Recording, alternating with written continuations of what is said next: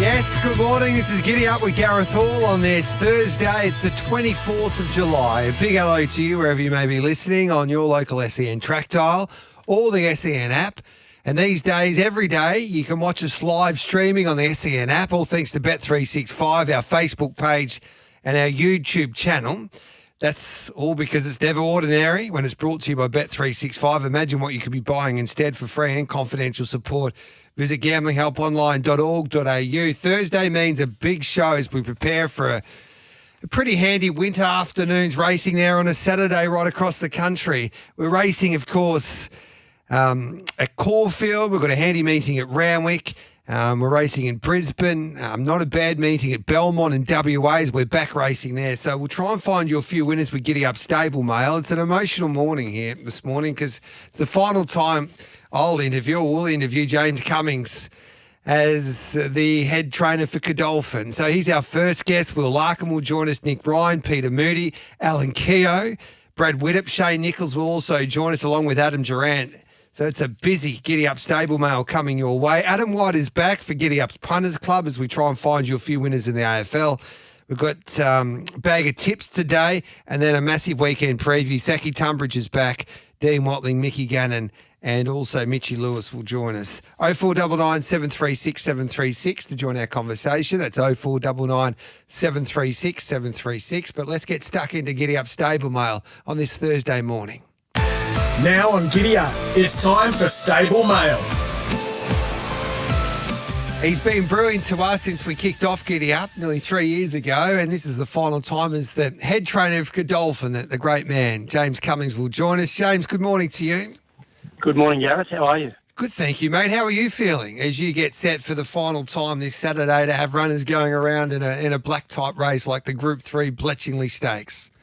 Yeah, not bad, thanks. Yeah. We're just down in Melbourne at the moment and doing a bit of a farewell tour with the team. So it's been great to catch up with them. And there's a tiny little bit of time left, and it'll be good to reflect on the good memories.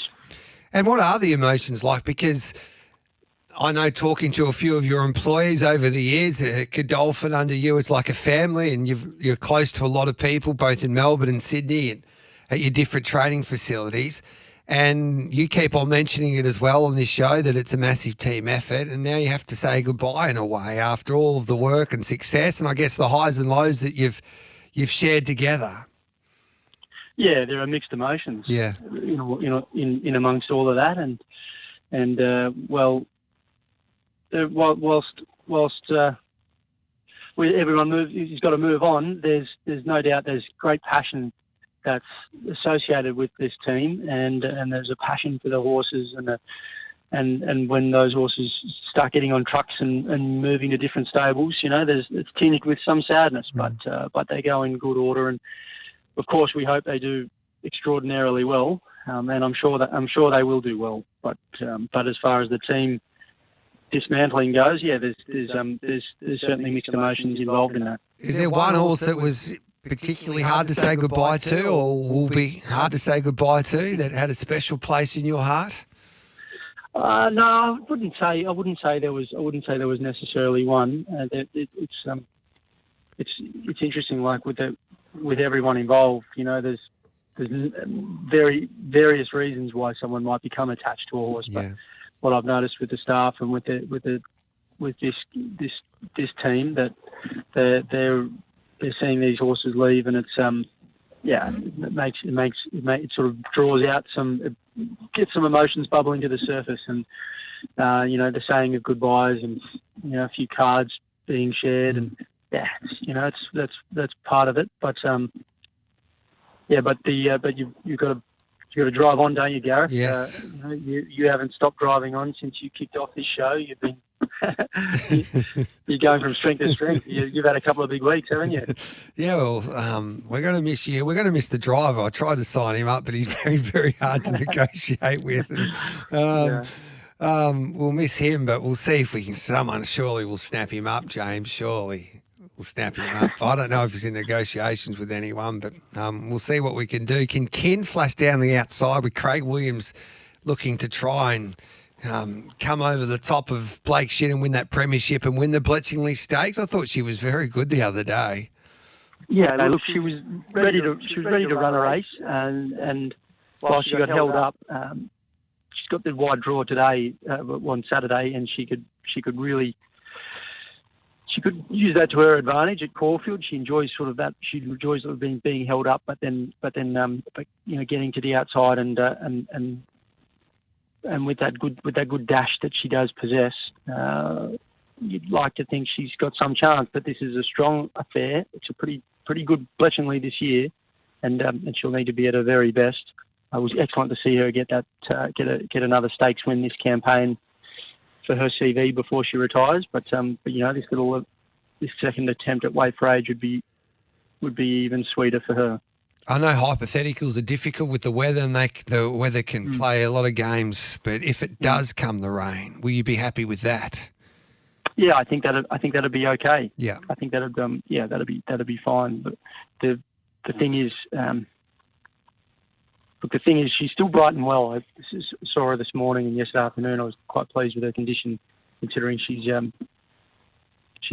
had a solid prep. So I think she's fit enough and tough enough. If any conditions that are thrown at her, she should be able to handle those. Callis can fire second up. Can he do it again?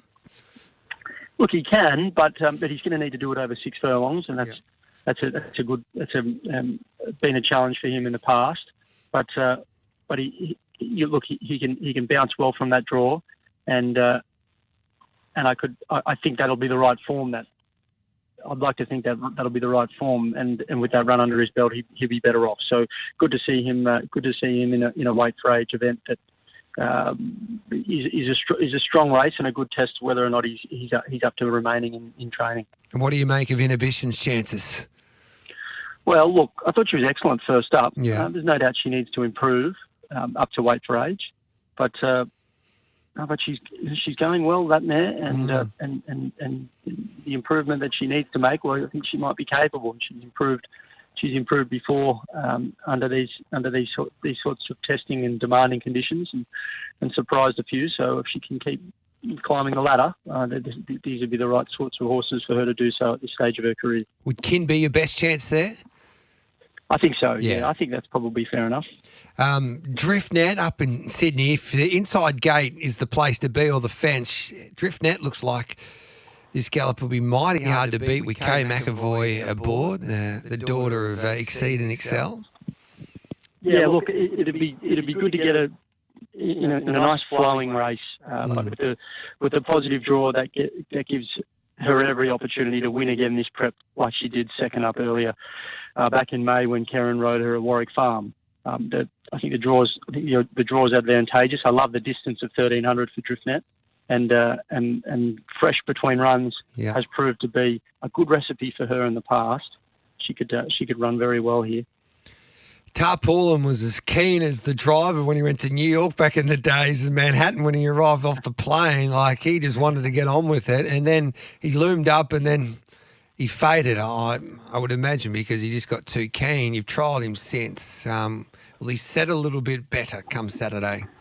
Yeah, we tried to mix it up with Tarpaulin and just to take a little bit of that fire out of him. And look, he could probably get away with still going a little strong with it himself with the very lightweight here and still fire. So I'd say the cosy draw is in his favour, that he doesn't need to be asked at all from the draw, and he does look well. He had a good trial during the week and pulled up like a fit horse, and he was strong on the bridle, but he did it in a nice fashion. So I like the lead up that he's had, and he's not going to cover unnecessary territory from barrier one. He just needs to get the luck at the right time, and Zach Lloyd's had a good feel for him in the past, so he'll be comfortable in the saddle to know what it's going to take to get the most out of Tarpaulin. Beautiful. You got chances, strong chances, both in Sydney and Melbourne. You also had a couple of stars trial there on Monday at Randwick. Tom Kitten, our favourite, the People's Champ, he looked $1 million. Yeah, he's really going well. He's flying, Tom Kitten. So he's he's headed down to Victoria, and I'd like to think he's in for a really good prep. Could easily be his best prep, really. Yeah. You know, building on what he did last time, winning that All-Star Mile and third in a very, very good Queen Elizabeth. So we look forward to seeing his campaign unfold. But he was beautiful in an easy trial there on Tuesday morning. Beautiful, mate. If I gave him $100, what would the driver be doing with it this weekend, you reckon?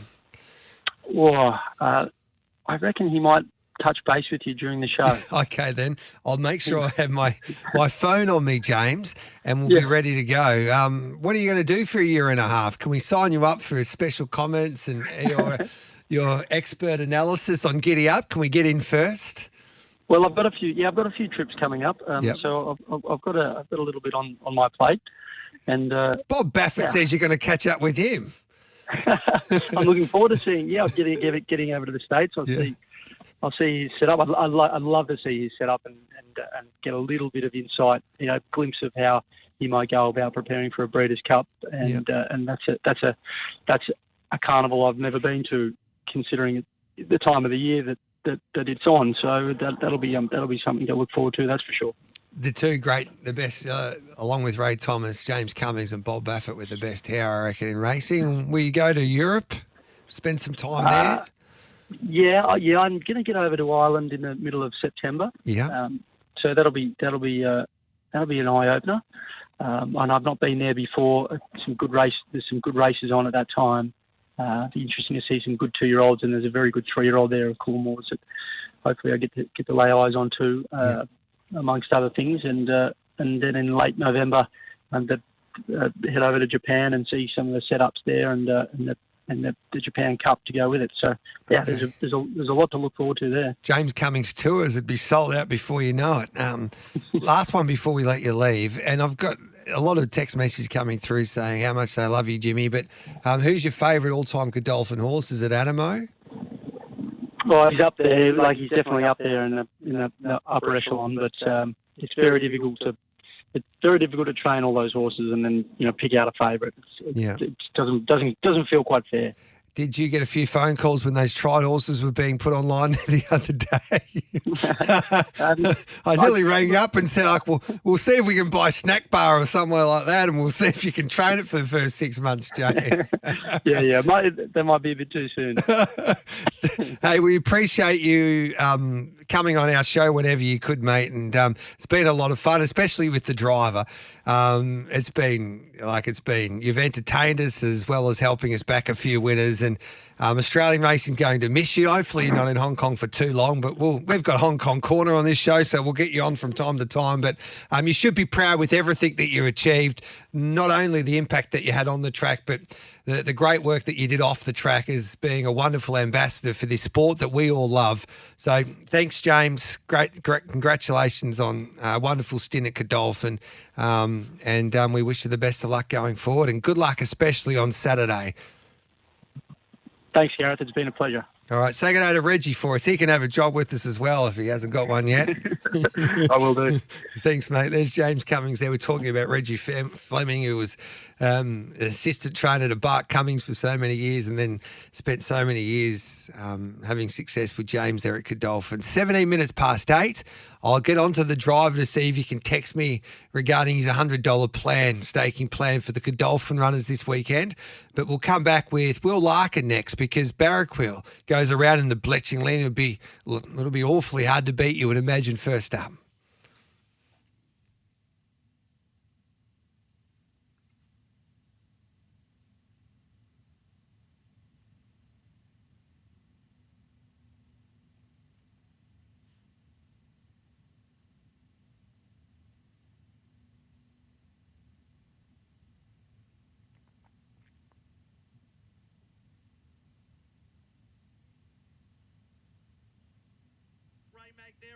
Followed by Who Dares, and Cloudland is out deeper on the track, but Barraquil lets down at the 200.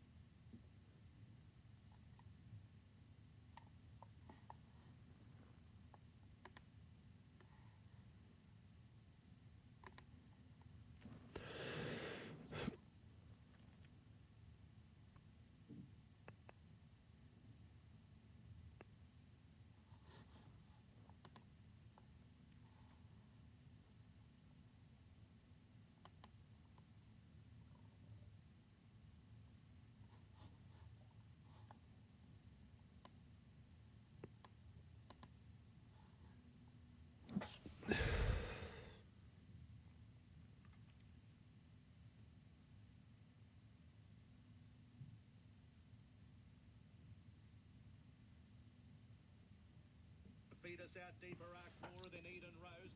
Next hiatus on a Vuitton from Heavenly Conquest, and back behind them Stamp. Finrock as they reach the 250, given its head. Brave Design's getting off its back. 2 lengths a Hobie on a Vuitton, and Eden Rose from a long way back.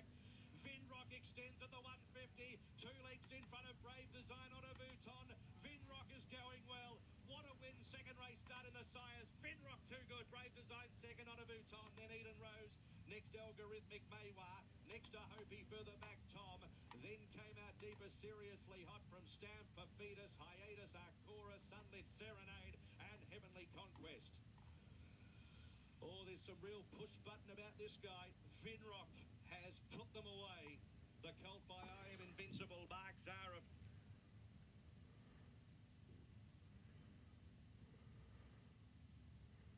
Their ability to get back.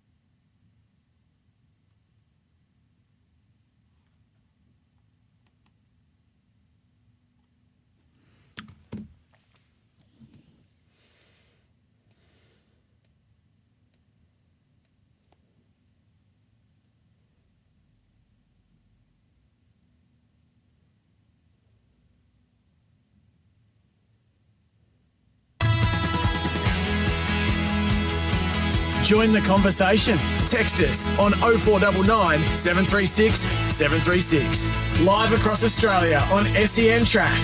Giddy Up with Gareth Hall.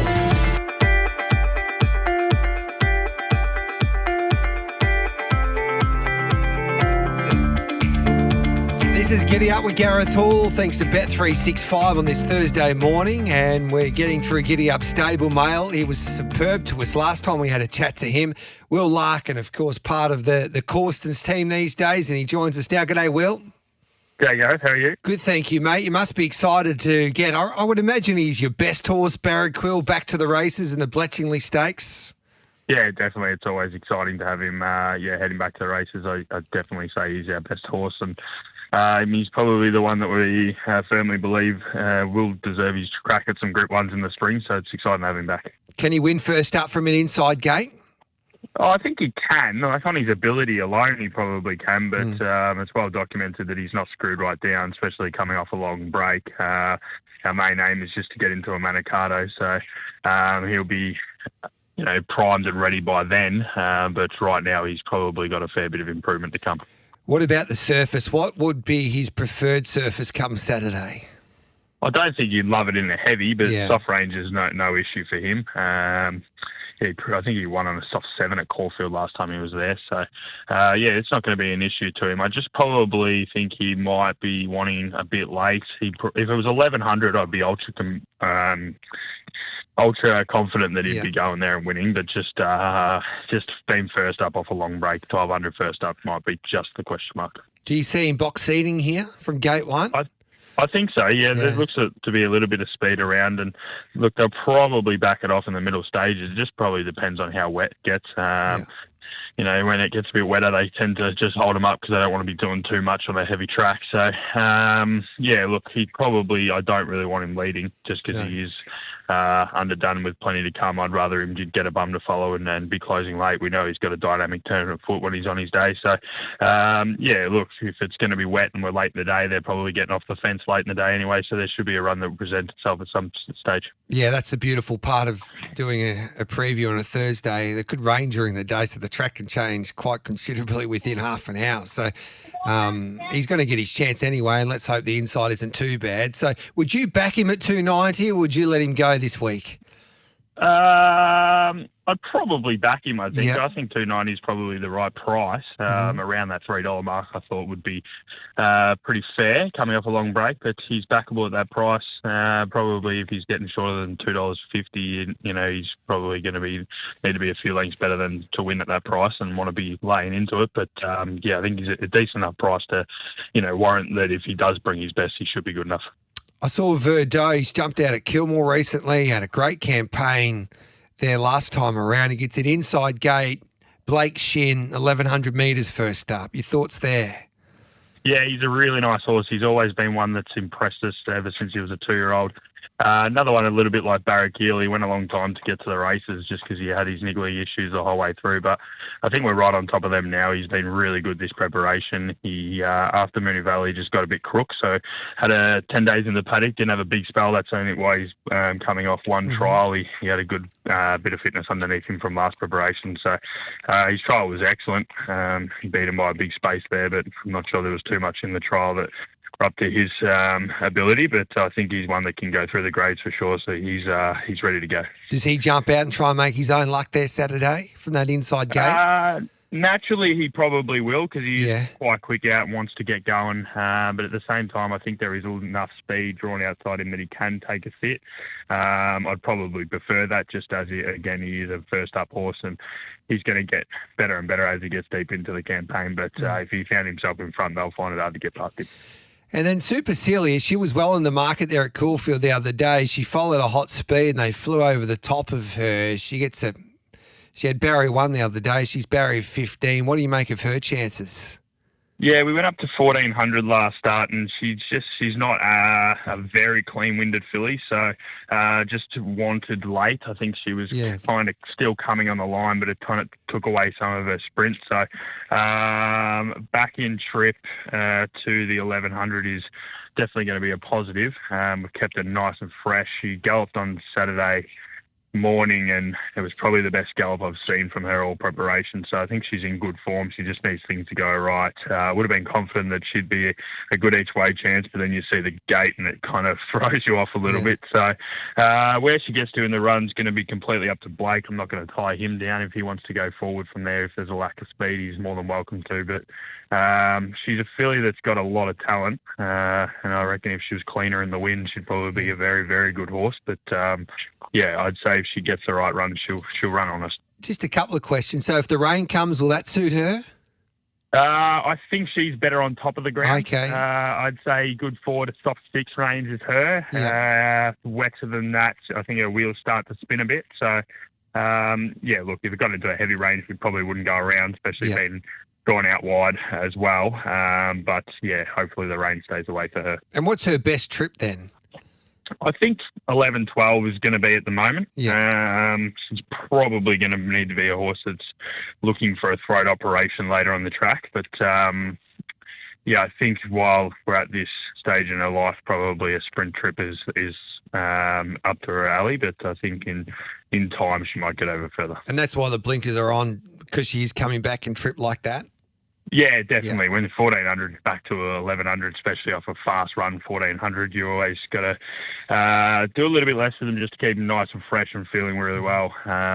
Blinkers on will just help sharpen her up, and if they do the trick, I'm sure she'll be running well. Well, Larkin, if I gave you $100, what are you doing with it this weekend?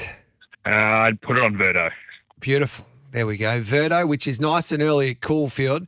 Race number 3 for Verdo. What number? Race 3, number 2 for Verdo. So that'll do us nicely, mate. Oh, sorry, race 2, number 11, I should say, for Verdo. Thanks for that, mate. Appreciate it. No worries. Thank you. Good on your wheel. There's Will Larkin there. It's 8:30. Let's take the news. You win some, you lose more. For free and confidential support, visit gamblinghelponline.org.au.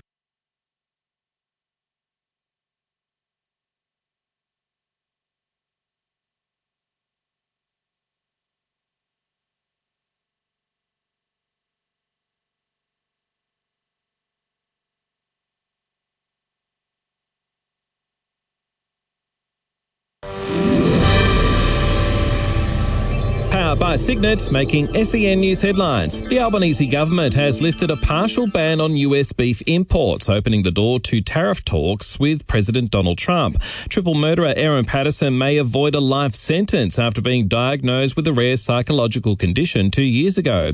A date has been set for the next step in Victorian High Country killer Greg Lynn's push to overturn his murder conviction.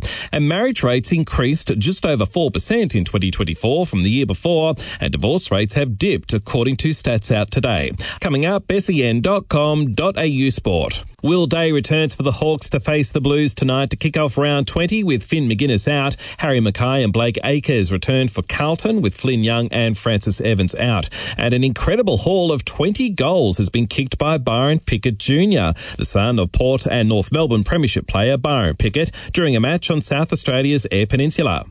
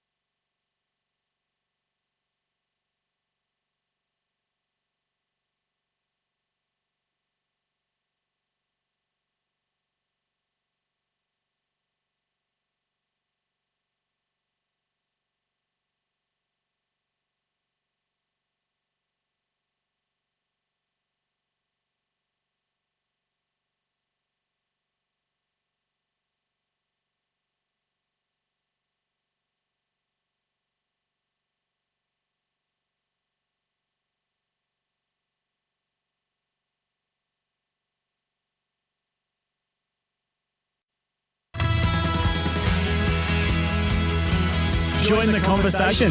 Text us on 0499 736 736. Live across Australia on SEN Track. Giddy up with Gareth Hall. Welcome back to Giddy Up with Gareth Hall. Always great fun to catch up with Nick Ryan, and he joins us now. He's got a big team engaged there at Caulfield on Saturday. G'day, Nicholas. Morning, Gareth. How's things, mate? Now, first race, I put this horse in my black book after the size there, the 2-year-old size. That was the race that Vinrock won during the autumn, Maywa. It goes around in the first race, had a bit of a freshen up. Jamie Mellon rides. The question is 1,200 metres too short? No, probably not. I'd say he's a very nice horse, as you've seen, and your black booked. He had two runs as a colt, and then we tipped him out and gelded him. And his first start over 1100, he was whizzing home. And then from the wide draw and the size, we just went back, and it was a lovely run. And as you said, behind, I think that race, the size is going to hold up form-wise this year's with Finrock. Brave Design and second or third. So I think it's going to be an okay form race, and his two jump outs this time have been very encouraging. So look, he's certainly got plenty of improvement to come, but he's a very nice horse. Well, he will like a little bit of give in the ground. What's his best surface? Hard to say, but he certainly, I don't think the rain or the wet track will deter him. He's done plenty of work in it, and his two jump outs, he's won at Werribee, it was very heavy, and he got through it with no issues, so certainly not turned off by the rain. Beautiful. Then we go to Woofy. He's one of my favourites, Woofy. He's first up. How's he come back over the 1,100 metres? Yeah, he's good. He's been doing a lot of work down the beach. We're just changing things up with him, but he's a hard one to catch. Wolfie, he gets back and he's got that get back run on style. So he always needs luck and he needs things to go his way. So, but he is fresh. His fitness levels are certainly forward enough. Just look for him to be hitting the line. Look, if they're running on and they're making ground, I know it's early in the day, but he's sure to be running on. Savagery Vibe, I thought she was very good there in Sydney the other day. How she travelled back home, and this looks a lovely race for her, race 6. Yeah, he's good. He's been doing a lot of work down the beach. He's just changing things up with him, but he's a hard one to catch. Wolfie, he gets back and he's got that get back run on style. So he always needs luck and he needs things to go his way. So, but he's fresh. He's certainly his fitness levels are certainly forward enough. Just look for him to be hitting the line. Look, if they're running on and they're making ground, I know it's early in the day, but he's sure to be running on. Savagery Vibe, I thought she was very good there in Sydney the other day. How she travelled back home, and this looks a lovely race for her, race 6. Yeah, it does. She was very unlucky in Sydney. She can do a few things wrong, which probably got her beat there in Sydney, and the low draw probably didn't help in the end. But if there's ever, they say that a trip away can really bring a horse on, and I've never had a horse come on as good as what she has with that trip. It's really. She's come on a lot from it. She's learned a lot. She's done super since she's come back. We're going 3 weeks between runs, so she's well and truly over the trip. And I can give a good push for her Saturday. All right, then Vane Champagne in the same race. Done nothing wrong in all her runs. We're getting late in the season. 3-year-old fillies, 1100. It's never liked running two horses in the same race, but it's a suitable race for both of them. And look, her run the other day was super. She's fresh. She's only a light little filly, and we can space her runs a bit. But her jump out on Friday was terrific. Yeah, so that's a good push for Vane Champagne. One of everyone's favourite there, Munamek. What a horse he's been for yourself and the connections. I watched that replay last night when I was having a look at the form, and he was stiff, Munamek. But he gets to this race and you want to back him again. You desperately want to back him. But you have a look at the setup and there looks to be no speed on paper and he's drawn awkwardly in barrier 9. So how does Benny Mallam get him to win this race from this gate? Yeah, good point.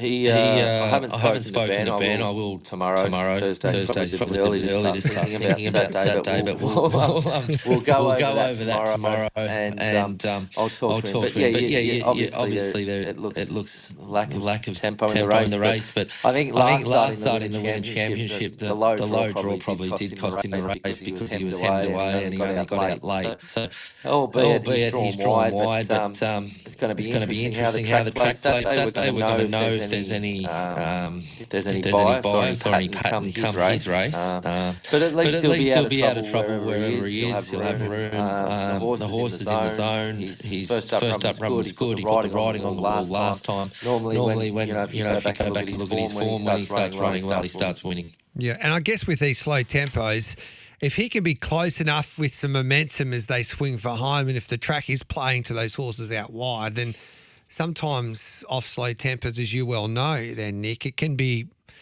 help you cause if they bunch up, if you know what I mean.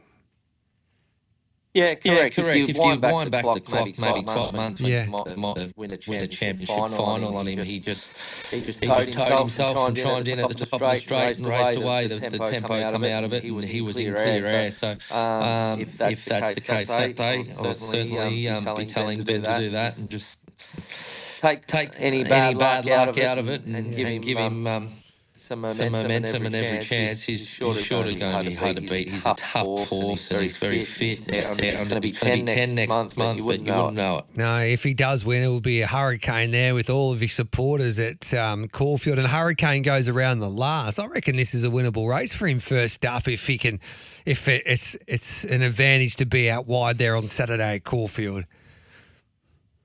Yeah, definitely. Like I just mentioned, we're going to know come the last how the track's playing. But this horse he's a very nice horse, and he's had the ultimate gear change. So this is his first run as a gelding.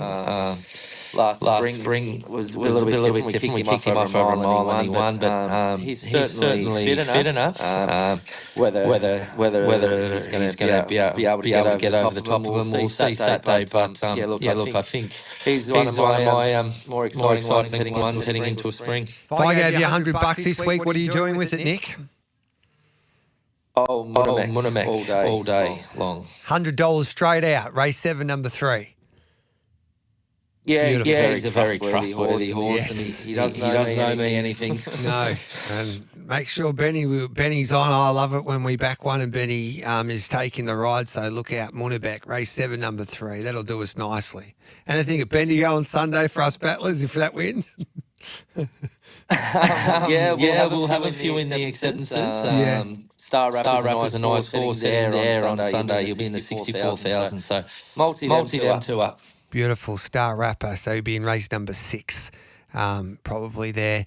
No fields out just yet at Bendigo on Sunday. You enjoy your day. We appreciate your time as always, and go Munamek. Cheers, Gareth. Cheers, mate. There's Nick Ryan there. Peter Moody to join us next here on Giddy Up Stable Mail.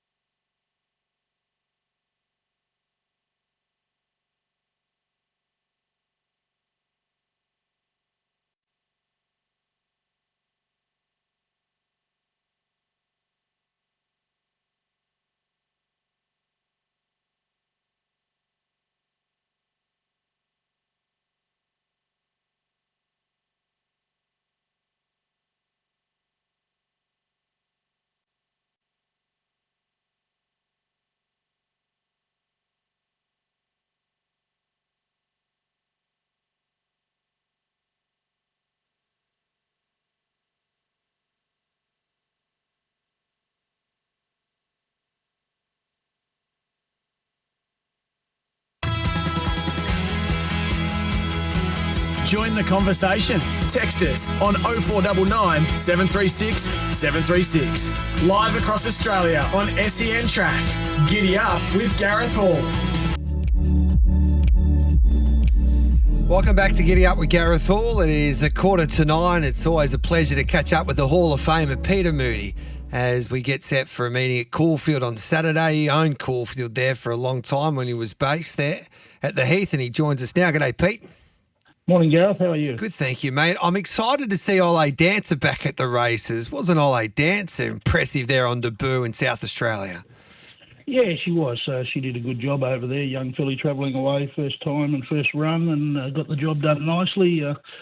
Aided by a good ride by young Will Price on the day, and she's had a subsequent break, and she seems to have come back in pretty good order. What do you make of the inside gate? Oh, listen, I'd rather be there than 9. Yes. But we'll just see how it plays on the day. Bishin will work that out. She's a filly that, even though she got back at that first start, she can, she's pretty fast if he wants to hold a position. I would think she'd probably nearly be box seat without too much trouble, depending on the tempo. What's she like on a rain-affected track? Well, listen, question mark there. Yeah. Probably as it is for all of them, really. So we'll just assess that on the day. I'm not going to look to bottom her out if we get significant rain pre-race. I'd suggest she'd probably stay at home. We're not busting a baller to get her there. This race just presented nicely and she's ready to go, but we're not going to start and end the prep in one run. What do you think her level could be, Pete? Oh, I think she's got genuine stakes ability. Yeah.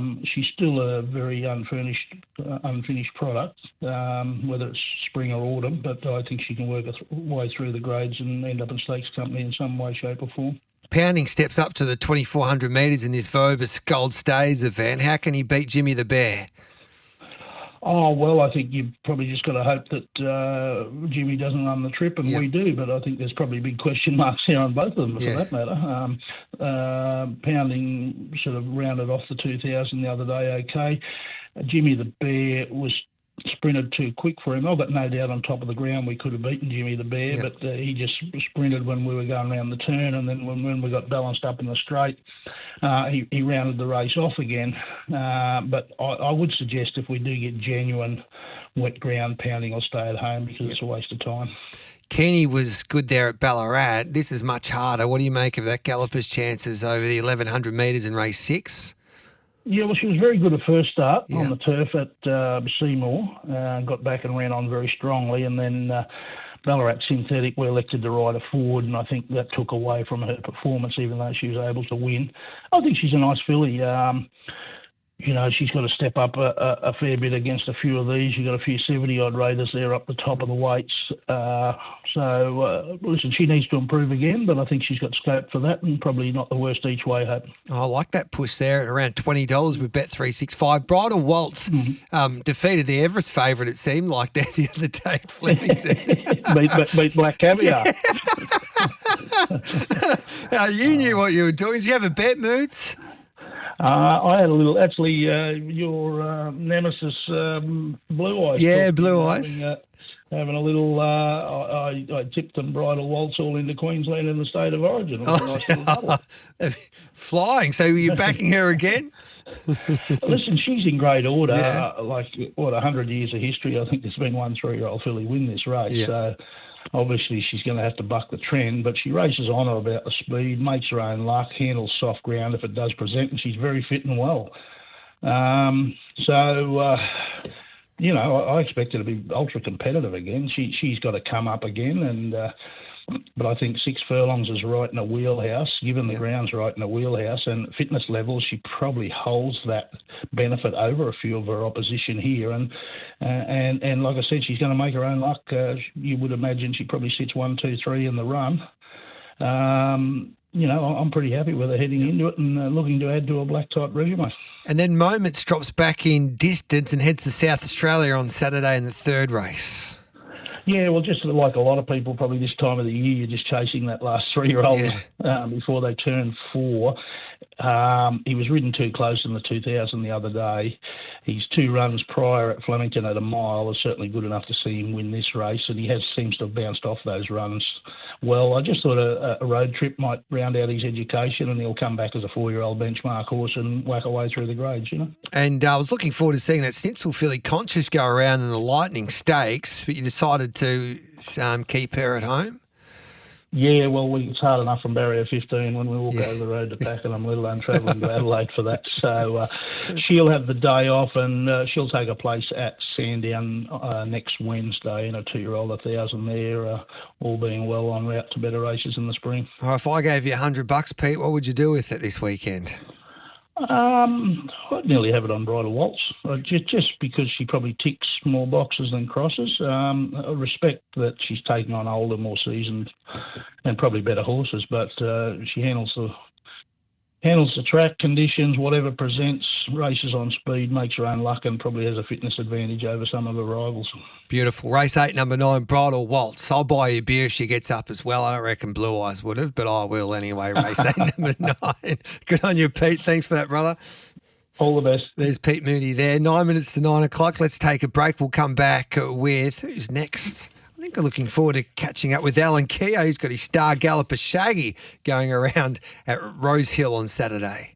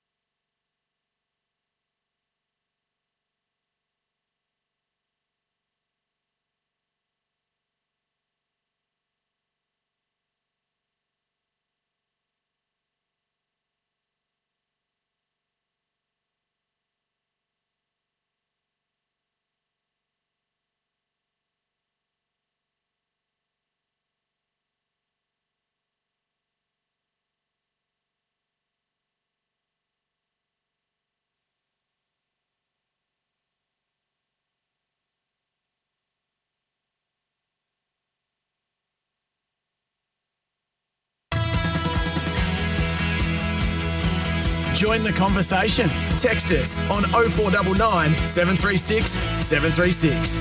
Live across Australia on SEN Track. Giddy up with Gareth Hall. Welcome back to Giddy Up. Well, Shaggy's one of the stories of the autumn. He didn't quite get to the Golden Slipper, but he had one hell of a campaign to kick off his career. He's back at the races on Saturday at Randwick. He's trained by Alan Keogh, one of the great characters of the game, and Alan joins us now.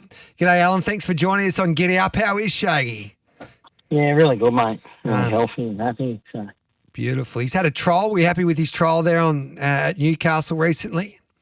Yeah, yep. No, he tried good. Aaron was pretty bullish about him. He's kicking the boxes, so we're happy with him. He had a trial 6 weeks ago too. Yeah. So he was pretty forward. What do you expect from him on Saturday then, mate? I just win. So you're confident he'll get the chocolates? Is he come back better? Yeah, he's come back strong though. His last 2 gallops were pretty impressive. Like he don't break records, but for 2 gallops back, he just went a bit of 4 on 1 and. Sorry, mate. I'm just fixing sensors. That's all right. 2 gallops back. I didn't let him do too much the other day, but he was. I've never felt him like him. It was a really good gallop. He felt like he was smoking. He wanted to be there doing it. So. Yeah. What's his aim this preparation, mate? I'll win as many races as I can. Yeah. I don't hope. No, he's going to go to Rosebud and he'll have 4 runs like with this one. So there'll be, if all he stands up to it. Yeah. I don't know why he won't, but he'll have the 4 runs, the Rosebud, Santa Monica and the run to the Rose, and then I'm hoping he fires in them, and then he'll go to down to Melbourne for the Coolmore. Yep. Well, that is bloody exciting, mate. If I gave you $100 this weekend, would you just have it straight out on Shaggy? I only bet on the win, so I would. So we should have something on him. You're confident? Oh, I'm confident enough. Look, there's a couple young ones where they're probably a bit later in the season to get up and running, but like that one of one out Gosford of Snowden's looks pretty good and sharp, but he's had a little blow and he's come back bigger and stronger. He's carrying 20-something more kilos, 24 kilos or so. Yeah. Actually, he looks like a P8 now. So. Beautiful. Well, mate, I say he'll be thereabouts. He drew the right gate. Yeah. We'll go and get him, mate. Hey, you go and fix those fences. We appreciate you coming on Giddy Up. Good on you, mate. Thanks, mate. There's Al Keogh there, the trainer of Shaggy.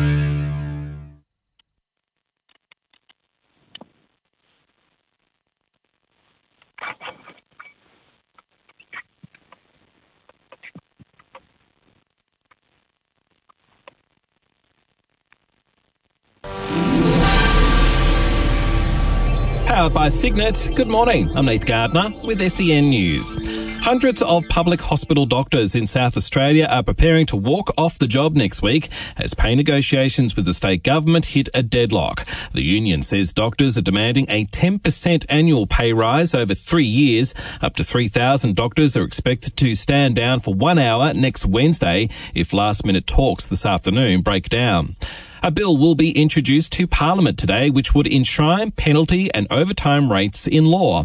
It means penalty rates for weekends and public holidays will be protected. Employment Minister Amanda Rishworth has told Nine it's good news for about 2.6 million workers. Awards are our basic safety net in this country, and many people get penalty rates and overtime if they have to work irregular hours. There's been applications in the Fair Work Commission to erode that. We want to make sure that that's stopped. Perth has recorded its 11th consecutive rise in quarterly house prices, the longest stretch of continuous growth since 2007. The June quarter saw prices jump by 2.4%. In the US, Brian Koberger, who stabbed 4 uni students in Idaho to death in 2022, will spend the rest of his life behind bars. He's been handed 4 life sentences and an additional 10 years for burglary. And grim details have been revealed regarding Ozzy Osbourne's death.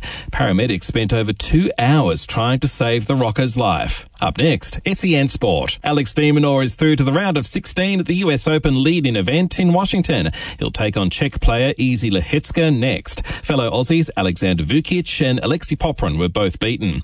And world number one Yannick Sinner has rehired his fitness coach a year after firing him in the fallout from his 3-month ban for testing positive to an anabolic steroid.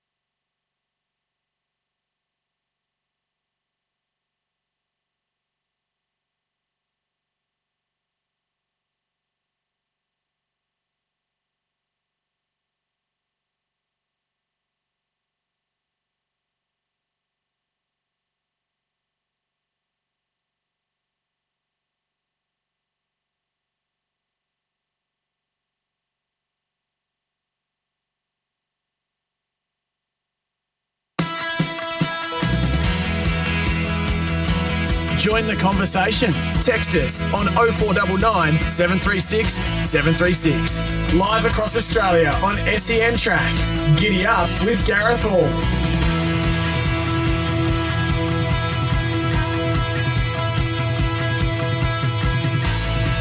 Welcome back to Giddy Up with Gareth Hall. We've got a busy middle hour coming your way. Brad Whittip will join us, Shane Nichols as well. I'll get the $100 staking plan from one of our favourites over the journey, and the driver for Godolphin, for James Cummings. He'll give us his tips there this weekend. We'll catch up with Adam Duran as well for the Western Whip Around. Adam White with our Punters Club as we look set for another big weekend of AFL football kicking off tonight. Bag of tips, and then we'll get set for the weekend preview just after 10 o'clock with Zach Tunbury, Dean Watling, Mickey Gannon, and Mitch Lewis. Brad Whittip's team's flying. Brad's got a handy team engaged on Saturday at Randwick, and he joins us now. G'day, Brad. Thanks for your time. Good morning, Gareth. How are you? Good, thanks, mate. Nashville Jack. I love this young horse. He meets a couple of quality ones up the top of the market, but he looks like he's come back in wonderful fashion. Yeah, look, he's a nice horse. Ideally, there's a maiden on Wednesday okay, that I could look at, but look, he's drawn well on Saturday, and look, I'm sure he's well and truly up to it, but it's just, you'd like to kick a maiden win off if you could, but I'll have a look at that as well. It's a 2- and 3-year-old maiden Wednesday. Sometimes they could be, right up as strong as a 2-year-old race on a Saturday. So, look, I've got full confidence in the horse. He's still learning his trade, but he's, lovely big horse, got a good brain, and, I'm sure he's not far away from him. He's owned by Mulberry Racing, and we were doing a little bit of research yesterday going through a few of the Everest runners and who's going to get a slot. And Michael Gregg, of course, runs Mulberry Racing, and he's a big fan of yours, Brad. He owns this horse. Can you tell us a little bit about Greg? Michael, he sounds like that he loves the game and he's investing heavily in the game. And it's great to have people like Michael in the sport. 100%. Look, he obviously come about at the right time for me, and he's been a fantastic supporter, and loves the industry, loves the animal. he's very big on the welfare and looking after the horses. So he's purchased a property out near my stables as well, sort of the early spell, and there's going to be a lot of aftercare there as well if the horses can't be placed in the right spot after their career. So look, he is just a fantastic guy, and we're lucky to have him in racing. Has he told you who he's going to use for his slot there yet for the Everest? You might have one for him that we don't know about. Well, I mean, look, at this stage, they'll go through the proper process. They got a few of the proper form and all that will be looked at before they make a decision and things like that. And, there's still a little bit of water going on the bridge. Obviously, a few of the better ones are finding their spot. So you never know what comes up in the next little while. But look, I think people got to know it's definitely not. They haven't bought the slot for one of his horses or for one of my horses. It's for the due process of wanting to be involved. It's I know you won't want to hear it too much, but it's nearly overtaking the Cup as the biggest race in Australia. So not quite, Bradley. Not quite. It's about 10 lengths off it, but I won't argue. I won't argue, mate. It's not far off, Brad. It's not. It's the Melbourne Cup's always the Melbourne Cup, but I understand where you're coming from. No, I agree. Look, I'm not. Look, 100%. You're right there, but it's become a big race very quickly and throughout the world. So. That's a part of it as well. So, it was never on the radar, but obviously the slot come up and it was open for discussion and, they were able to get the job done. So, that's basically, it was never one of the things that, it was available at the time and it's happened. So, obviously it's great for Mulberry that they're involved in such a big event. Yeah, I think it is exciting, and Michael loves his cricket as well, it seems, and it's great for the game. I think when you can get people as passionate as Michael into the sport, and I think the Everest has been superb for racing, what it's done for Sydney racing especially, and everybody talks about it because of we're talking about it in the middle of July because we're trying to work out where these horses are going. What will Michael's theory be behind trying to select his horse? And it just creates its own publicity. It's no doubt definitely a major Grand Slam now on the thoroughbred calendar in this country alongside races like the Cox Plate, the Caulfield Cup and the Melbourne Cup. So it's done wonders for the game. Can't wait for it this year, and we might see if we can catch up with Michael one day and have a chat to him. But so that's Nashville Jack in the first race at Randwick. Hopefully we see him go around there. High Dandy in the midway. Is he an each way hope? Improved run the other day. He's drawn awkward. So we'll just sit on the fence here a little bit. Always on. I probably overthink it a little bit with barriers, but he's definitely one that probably prefers a good barrier. He likes to roll forward, and he can, if he's made to go forward, he can overdo it a little bit. So we'll have a think there if we go or not. Yeah. Can Ruby Fly set a little bit closer up and trip and from a better gate? Look, he had a bit of time off for that first up run and kicked off in a solid enough race. His run was good. He's probably one run away. We're probably not going to get enough wet weather this week. He loves a bit of sting out of the track, and there's meant to be rain Saturday, but I don't think enough. But look, he's in good order, but he's possibly one run away from hitting his top. What about Hasty Honey? Can she lead all of the way again, stepping up to the 1800?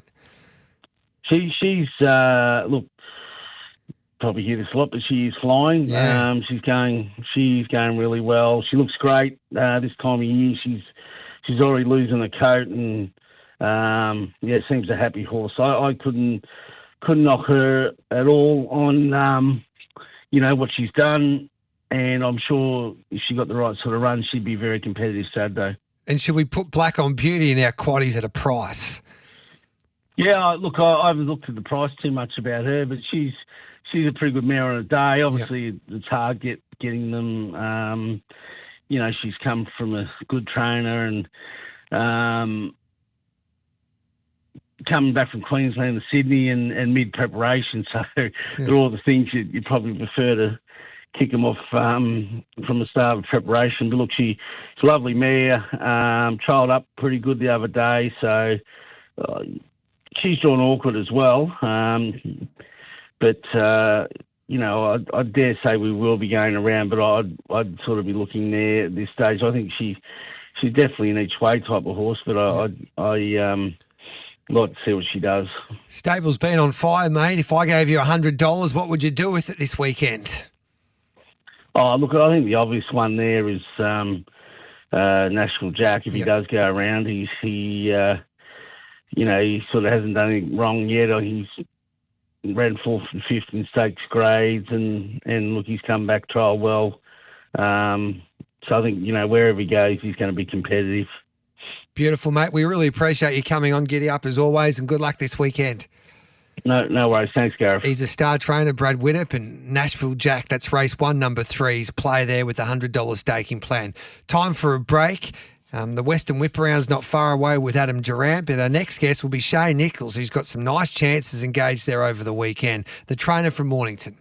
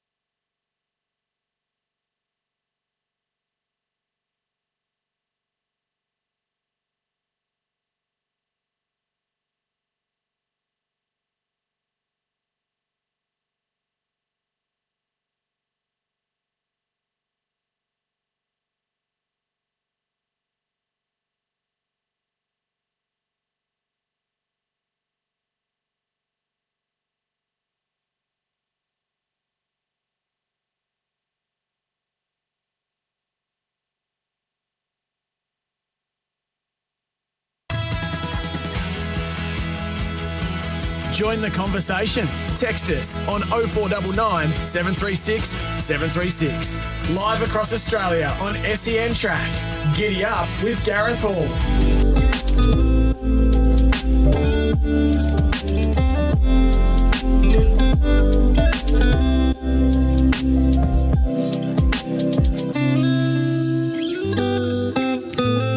Welcome back to Giddy Up. It's 18 minutes past 9. This is Giddy Up Stable Mail. Let's catch up with Shane Nichols because he's got a couple of interesting runners across the weekend and he joins us now. Good morning, Shane. Thanks for your time, mate. Pleasure, Gareth. Hope you're well. I am well, mate. What about Always Enough? Do you go to Adelaide with this galloper that looks like he's very progressive? Yeah, she'll definitely go to Adelaide. Yep. I'm a little concerned. It's going to be extremely heavy over there. Yep. Not that I'm worried about her handling the track, but the weather's going to be pretty ordinary by the looks of things over the weekend. So we're just sort of mindful of that. But yeah, she's booked to go over tonight. So that's the plan at this stage. What'd you make of her last start effort? She looked like she was going to win by a length, and then she got awfully tired the last 50. No, it's not. She doesn't get tired. No. She just clocks off once she hits the front.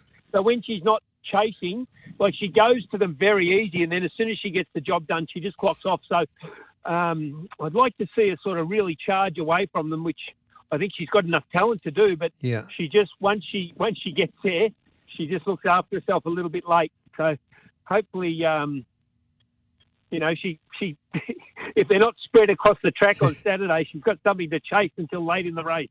And it looks like there's going to be plenty of pace on, like there's always in this race, the Lightning Stakes.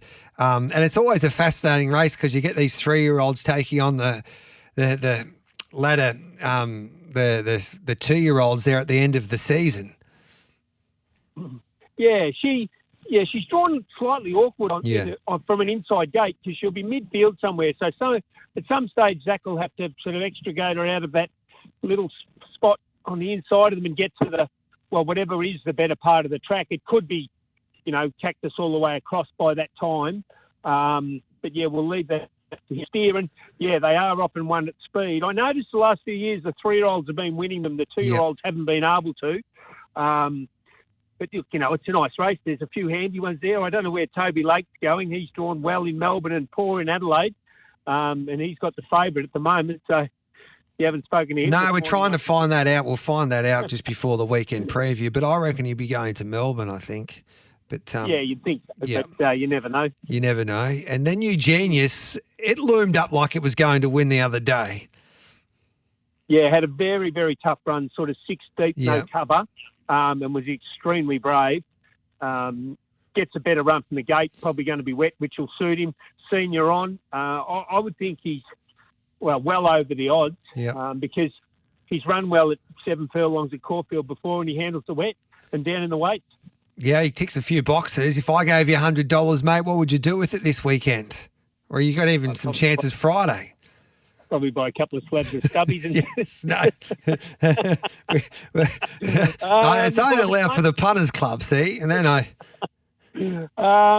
look, I think Always Enough's a pretty good horse. Yep. I think she's certainly able to be black tied, listed Group 3, maybe even a bit better than that talent-wise. So, I'd probably have something on both of those. Just split it each way. But look, both horses are going to present up in pretty good order. So happy enough with how they'll go. But they're drawn inside gates when you want to be perhaps getting out wide. So they both might need a little luck late in the races. Phil Dallow's going to Adelaide. That's just been confirmed. So going to Adelaide, not Melbourne. We were wrong. So, she'll head that way. Hey, our trial spies, and we do trial time on a Wednesday, they're all over your filly by out of your superstar mare, I'm a Star by Extreme Choice. Isha, that won on debut there in Adelaide and trialled nicely at Pakenham recently. What's the plans with her? I haven't spoke to the ownership group yet. The race manager's been overseas. She'll probably have a trial at Caulfield on Wednesday. Yeah. And then she'll either go to Moonee Valley on the 9th or the Quezette.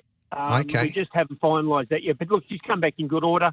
She's pretty bomb-proof. She bounces, puts herself up on speed, and quickens off that mark. So, we're looking forward to getting into the races. Oh, look, she mightn't be quite seasoned enough to step into a stakes race at a second race start. Okay. especially a high pressure one. But you never know. So we'll have the discussion in the next sort of 48 hours with the ownership group, and that'll determine where we're going to go. Beautiful, mate. She looks like she's well above average anyway. We wish you the best of luck this weekend. Cheers, Gareth. There's Shane Nichols. Very good trainer. He's always got a good horse in his stable, and he's got a couple of nice ones at the moment. We'll take the news, and then we'll come back with Adam Durant. Yes, our listeners are great as well. Fidello definitely going to Adelaide on Saturday in the Lightning Stakes. We'll take a break, and we'll come back with Adam Durant next.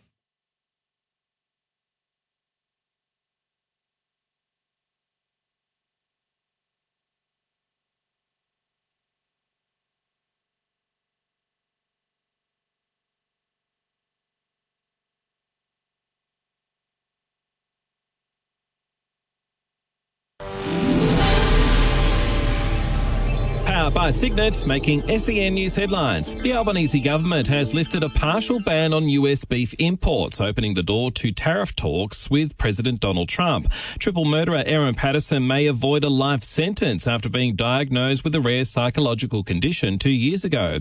A date has been set for the next step in Victorian high country killer Greg Lynn's push to overturn his murder conviction.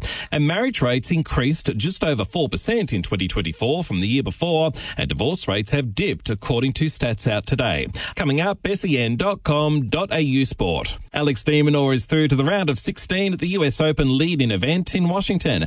He'll take on Czech player Easy Lehecka next. Fellow Aussies Alexander Vukic and Alexei Poprin were both beaten. And world number one Yannick Sinner has rehired his fitness coach a year after firing him in the fallout from his 3-month ban for testing positive to an anabolic steroid.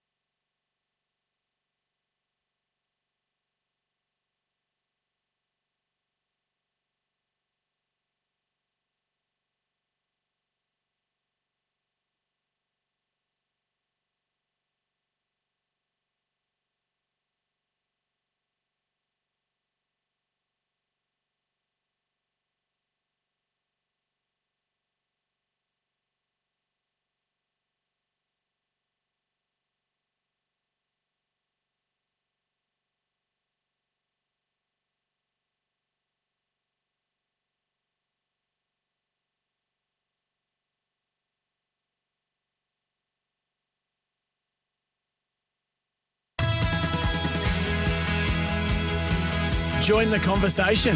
Text us on 0499 736 736. Live across Australia on SEN Track. Giddy up with Gareth Hall. The Western Whip Around. Tune in to Racing WA TV on 7+, your ultimate destination for everything racing in the West. Welcome back to Giddy Up with Gareth Hall. One of the superstars of the sport of thoroughbred racing, especially in the West, is Adam Durant. He's done it all, and he's relatively young as well. They tell me he's bought a new boat. He's just living life like only A. Durant can, and he joins us now for the Western Whip Around, all thanks to Racing WA TV on 7+. It's your ultimate destination, along with racing.com these days, for everything racing in the West. Hello to you, Adam Durant. Oh, my old mate Gareth. Where have you been all my life? Why don't you answer my calls anymore? Oh, you never answer mine, especially when you're looking for a tip later in the latter stages of a Saturday. How's the new boat going? Nothing for you. The new boat's beautiful, mate. It's good. Enjoying it. Especially when it's in Exmouth and it's 30 degrees and it's nice and cold in Perth, Melbourne and Sydney. It's the best boat in the Kimberley, they tell me. No, it doesn't get up that far. It just stays around the Exmouth, Montebello region. That's where we're comfortable. We do our best work there. Now, we talked to your great mate, William Pike, the other day, and he said with Fancy Red, he said to Adam, I don't think you should start this horse over the 2,000 metres. And then it won like winks in the Belmont Oaks. I was of the same opinion, to be honest. Yeah. I wasn't against running because I got that little sharpener in the start before over 14. I said to Neville, we've got to run the week before because I think she can win this. And if she wins well and comes through it, we'll roll the dice. But yeah, look, it was Neville's decision in the end, and he swayed me because I wasn't confident. I was hopeful. So yeah, you know, the genius of Neville. He's been such a great breeder for so many years, and his horses are luxury items. And I mean, they can sprint, they can stay, and some horses can do both. And she managed to get away with it. So hopefully Saturday she can do the same. And she's a good horse, obviously, but still, it's a great training performance. 1,400 to 2,000 on a heavy 9 as well. Once they're fit, Gareth. Yes. You can't fill the glass anymore, and obviously she's got a fair bit of margin for error. So, I mean, yeah, once they're fit and have had 6 or 7 runs, especially over winter, you know, she's been racing on rain-affected tracks and gone up to a mile, then back to 14. So it was probably, by the look of it was probably more training area and not being to a staying journey earlier than anything. So, yeah. I mean, and you got to be realistic this time of year. It sort of brings up more questions than answers in any of these races, because obviously some horses handle the wet, some don't, and she just seems to plough through it. She's one of those 3-year-old fillies that just eats like a 5-year-old stallion, and she handles everything. So she just whether she's beating up on average horses or there is a bit of potential long term, well, who knows? But she certainly looked good running through the line the other day. Now she's got to take on the boys. You're confident she can do that? Again, I'm hopeful. Yeah. You know, from what I've seen the other day, to step to 14 to 2,000, to say you got to question what she beat.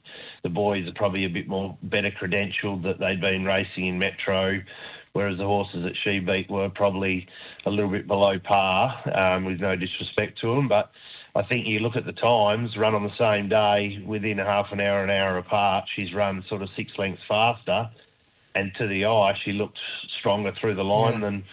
When you watch the boys, they looked pretty weary late, and she was like a little gazelle bouncing across the Serengeti. She just loved it. What about in the second race? You've got Savage One that's first up, and Supernatural's flying. Yeah, she's a little beauty. She's only pint size, so the 54 is really down her, up her alley as far as, weight carrying and things like that. She can really zip with those sort of lighter weights, and I see no reason why she can't win again. Got to be respectful stepping up to the 72 plus. So, but yeah, can't fault her. She's going great, and she's got another 5 or 6 wins in her career like her brother. She's a really nice little honest tough filly. Savage One, he's just kicking off his prep. Look for him in probably a couple of weeks' time.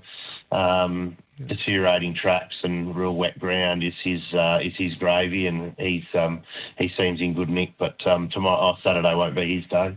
And Pikey sticks with Simply Thinking. This daughter of So You Think, she came from the clouds to win the other day. Can she do it again? Yeah, I guess, she's getting up to the 60 kilos now. If she had 55, 56, I'd say that it's her race to lose. But, yeah, just with the 60 and a few of the dangers of getting down on the 53 mark with their claims, it's a bit of weight to give away. So, I mean, it's always tough when you're getting up into that weight range and your opposition are down in the weight. So, we're hopeful. She's working well. She's a happy, healthy horse, but you're taking probably unders with William on, and I think with the 60 could be a risk. But I guess you say that, and so often Willie gives them the peach, and they win. Yeah. I tell my loyal listeners that when A. Durant used to give you the wink and tell you to back something, he was rarely wrong. So if I gave you $100 this weekend, what would you do with it? You do bullshit a lot, don't you? No, that's true. That's true. I wouldn't say if I didn't mean it. If I winked at you, you wouldn't be smiling. That's a bad Well, tipped it to me. Wouldn't wink at another grown man, that's for sure, Gareth. I know you are a handsome man. I've got to... You know what I meant. I know what you mean. Yeah.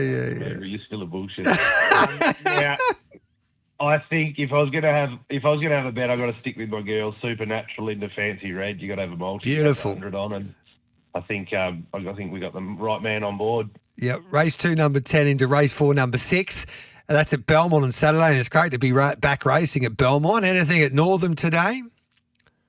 Yeah, got a couple of nice ones in at Northam. I think probably three good chances. Seta Gaia, I'd say, is my best. Yeah. You can throw her into that multi with the ones on Saturday if they can stretch it out that many days. Yeah, we can. So race 6, number 7 at Northam, Seta Gaia, into race 2, number 10, Supernatural, into the Star Filly, race 4, number 6, Fancy Red. Hey, mate, bloody great to have you back on Giddy Up. It's been too long. Good luck this weekend, and you keep on living that dream. Good on you, mate. Take care of yourself. There's Adam Durant there. 9:33. We'll take a break. I think the driver tried to ring me. We're going to get the driver on because he's going to give us his staking plan there for the Godolphin runners for the final time. Of course, James Cummings is driver, so he will join us just around the corner here on Giddy Up.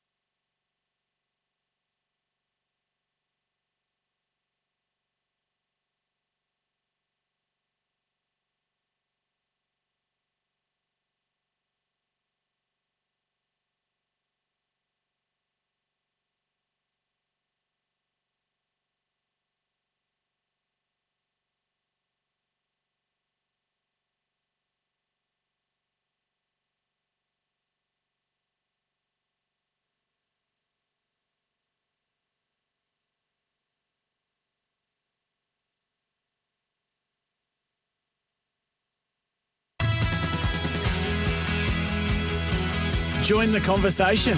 Text us on 0499 736 736.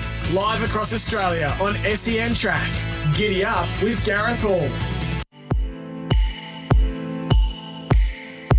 Welcome back to Giddy Up. Now, James Cummings said we've got to get onto the driver because he's in Melbourne, James, and the driver's in Sydney about what he would do with $100 with the Godolphin runners. And for the final time, we'll get him on, hopefully, down the track. But he's been superb to us alongside James Cummings, as James is the head trainer of Godolphin. Driver, hello to you. It's a sad day for all of us, really.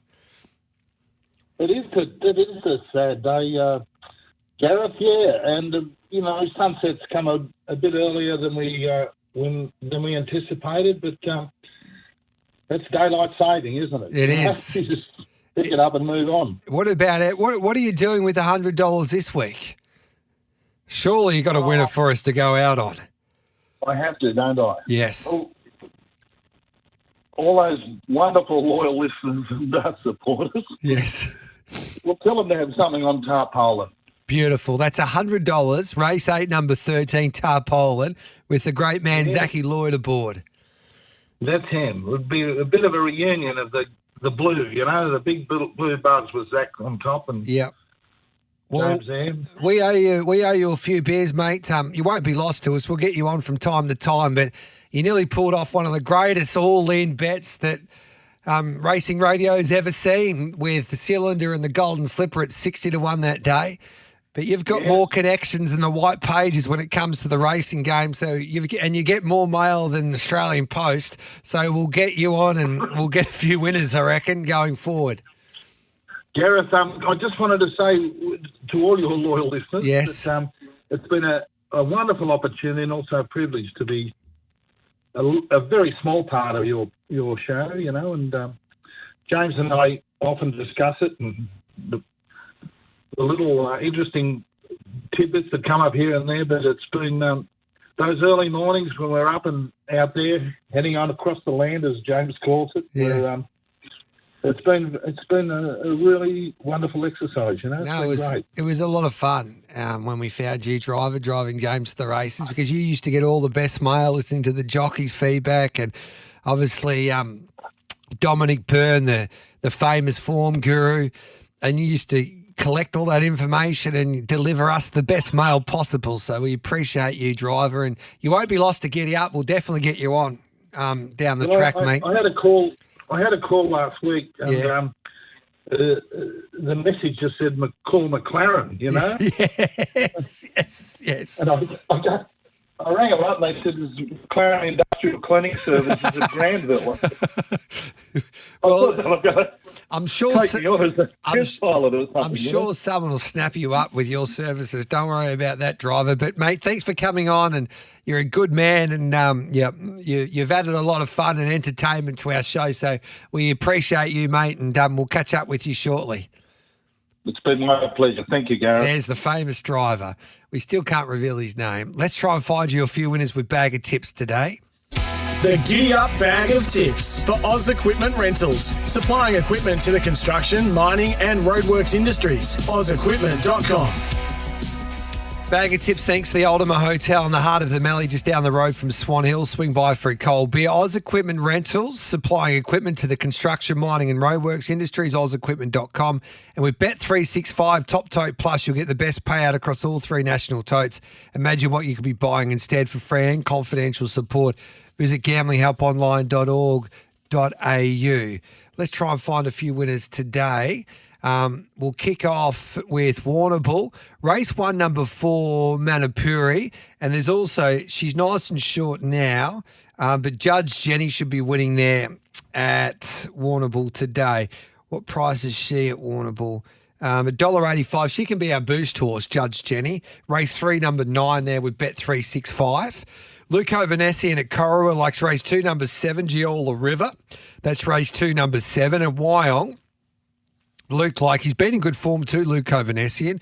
Race 4, number 2, Extra Heights, and race 7, number 6, Birch. Amanda Rando, thanks to Harness Racing New South Wales, the home of the Carnival of Cups, where Australian music royalty meets quality harness racing action. Race 5, number 10, Foxy Data. And race 7, number 1 for Amanda at Penrith, the Devil's Flame. And Darren Carroll seeing them beautifully this week. Race 1, number 10, Gun for Hire. And race 7, number 7, Four Lonely Nights at Ballarat. Race 1, number 10, race 7, number 7. For expert greyhound racing tips, follow at the Dogs SA on Twitter or Greyhound Racing SA on Facebook. I should say at the Dogs SA on X. Todd Gray joins us for Angle Park tonight. Take it away, Toddy. Hey, a legend. All right, 4 races tonight at Angle Park. We start with race 6, number 7, Springvale Bray over to Stayers Journey of 7:30. Look, this favourite is odds on, number 5, and it is flying, but flying over the middle distance. I think 700 sees it out. Springvale Bray, he is as seasoned as they come. He's won, I think, 7 of his last 9 and second the other 2. He's nearly black figures for the drum. I would stake yourself, only 2 divs, stake yourself so you at least chop out if we get the silver medal here, which I think we're every chance to do. I just think this favourite's a little bit vulnerable the last 100 metres. So race 6, number 7, Springvale Bray, place heavy. And then we go into race 7, number 7, Isabella's Blitz. Pretty much copy and paste. I'd stake yourself so you chop out if we get the silver medal here as well at about the same odds. This dog's flying at the moment over the distances as well, dropping back to 500. Probably the feel-good story of dogs in SA. It was an absolute giveaway. Got it for nothing, this dog, and now it's starting right in the market on Thursday night. Look, the pace will be on here. She's strong as they come. She'll be very well suited.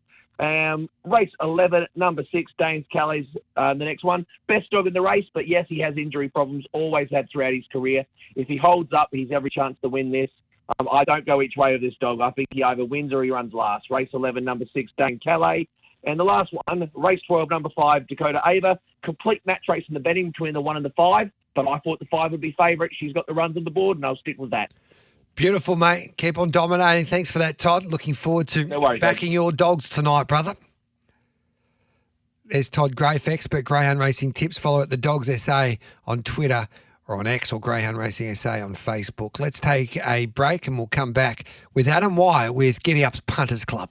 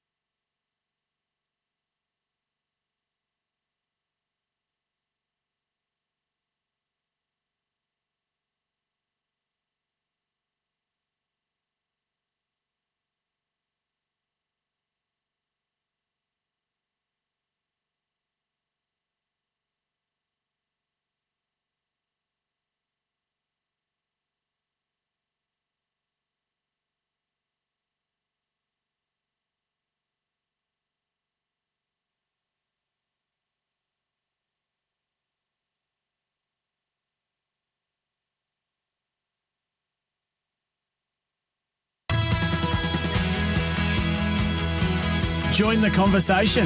Text us on 0499 736 736. Live across Australia on SEN Track. Giddy Up with Gareth Hall. You're with Gareth Hall. This is Giddy Up with Gareth Hall on this Thursday morning. And from popular demand, they just keep on annoying me, the punters out there, which is, I'm quite happy to be annoyed to tell you the truth, but they demanded to have Adam White back with our AFL tipping and betting strategy. So he's back from the West Indies. G'day, Whitey. G'day, Gareth. Good to be talking to you again from Australia. Yes. You're so popular. My text message line goes off. I get bombarded on social media, led by Bear Robertson from Hobart. Where's Whitey today? Well, here he is. What is the best bet this weekend in the AFL? I found this really difficult to find a best bet because we've got a lot of games where teams are very, very short, and then you've also got a couple where I think an upset may happen, or certainly where there's value to be had. So we'll get to that shortly. But what I've settled on is actually tonight. So you've got Hawthorn. They're $1.21 at Bet365 to win. The line's 25.5. I think they'll cover the line.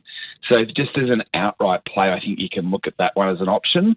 But the other one I do like through the weekend is Geelong against North Melbourne. So the line is 40.5. That's under the roof.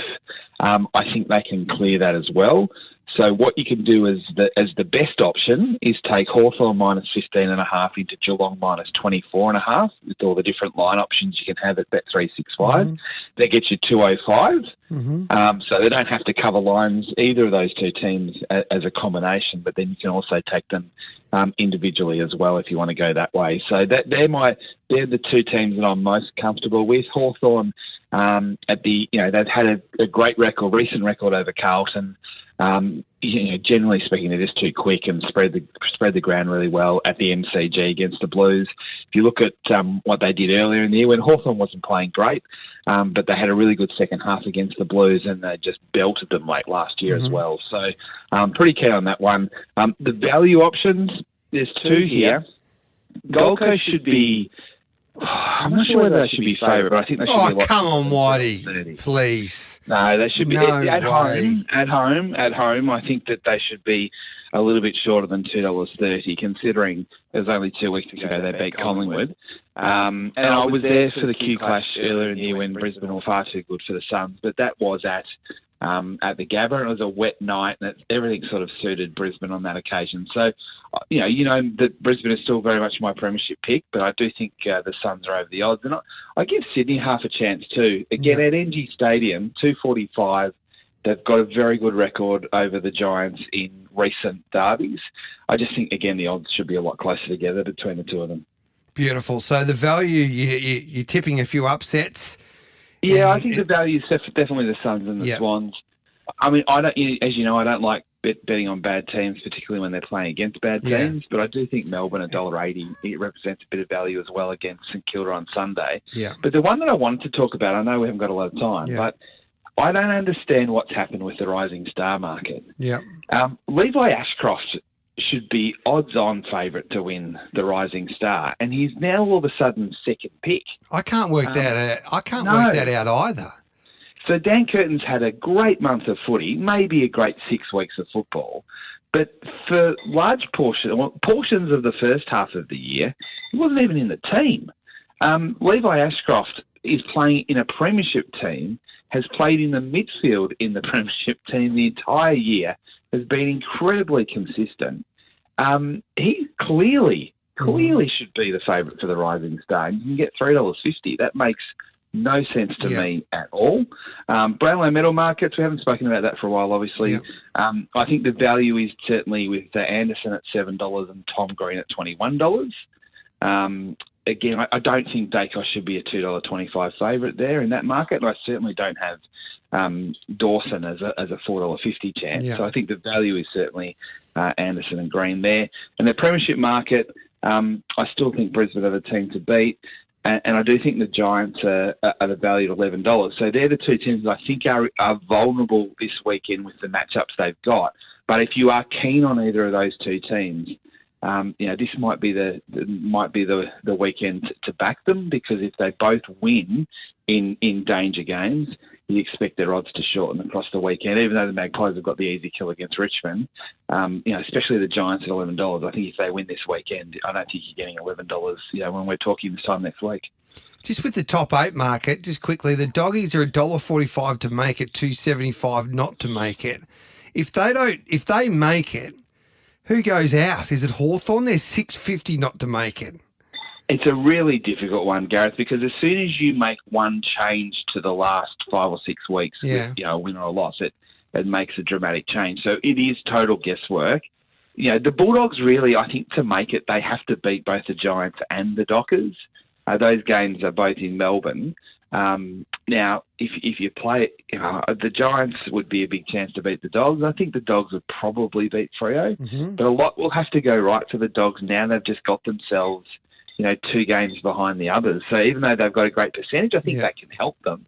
They've still got to find a way to make up 2 games on everybody else, not just one team, but everybody else, to be a chance to get in there. So it's hard to find that. Now that Freo won that game against Collingwood, that's massive in the context of the season. Yes. If they all just bank the wins they should win between now and the end of the season, it will mean that the Dogs miss out, which seems ridiculous considering that the quality on that list. Yeah, it's going to be a fascinating end to the season. There's a lot of teams that can't play a part in September, but there's 9 teams that can, and even for the top 4 spots, it's going to be hotly contested. Yeah. And so what happens in that situation, you can use the Bulldogs-Essendon game as an example here as well, is that when you get a team like the Bulldogs playing Essendon, they will go for the big kill from because they might need the percentage. Now, the Dogs do have obviously a very good percentage as it is, but you'll get teams that are really ruthless on the teams that are struggling. So, the line in that Essendon Bulldogs game, it's 52.5, so it's quite high. But, considering the fact that when they met earlier in the year that the Bulldogs won by 90 points, there's every chance that will happen again. So my point is that when you're assembling your multis or you're looking at your line bets, teams will want to grab percentage against the low team. So I'm expecting quite a few blowouts, over the next 5 or 6 weeks when a good team plays against a bad team. Love your work, Whitey. Great to have you back in the country. We appreciate you as always. Thanks, Gareth. Speak to you next week. So that's Adam White joining me there with Giddy Up's Punters Club. Just some news that's been breaking over the course of this morning. Kelvin and Tony McAvoy will take up some boxes there at Flemington, so they're moving back to Flemington. They're in Ballarat at the moment. They're going to take up the opportunity vacated by Chris Waller, so they're going to take up his barn at Flemington. Chris goes to Carbine Lodge. So that's big news for Kelvin and Tony McAvoy, and it's been one hell of a winner for the McAvoys. Horses now, they'll be training for Godolphin Yulong. They've got a horse for John Stewart. So they've been able to get some big clients into their stable, and now they go to the VRC. And the Inter-Dominion betting created all types of history, basically, for harness racing in Queensland especially. So I think betting for that meeting was up 20%. And the Inter-Dominion was the biggest turnover race, clearly by 10% in the history of the game, which is quite remarkable, really, with the $1.10 favourite in Leap to Fame. So people say, $1.10 favourite, no one will bet on it. Well, people love backing the champ despite his price. And they've got the figures now to back that up. It's quickly approaching 10 o'clock. Straight after the 10 o'clock news, it's the weekend preview.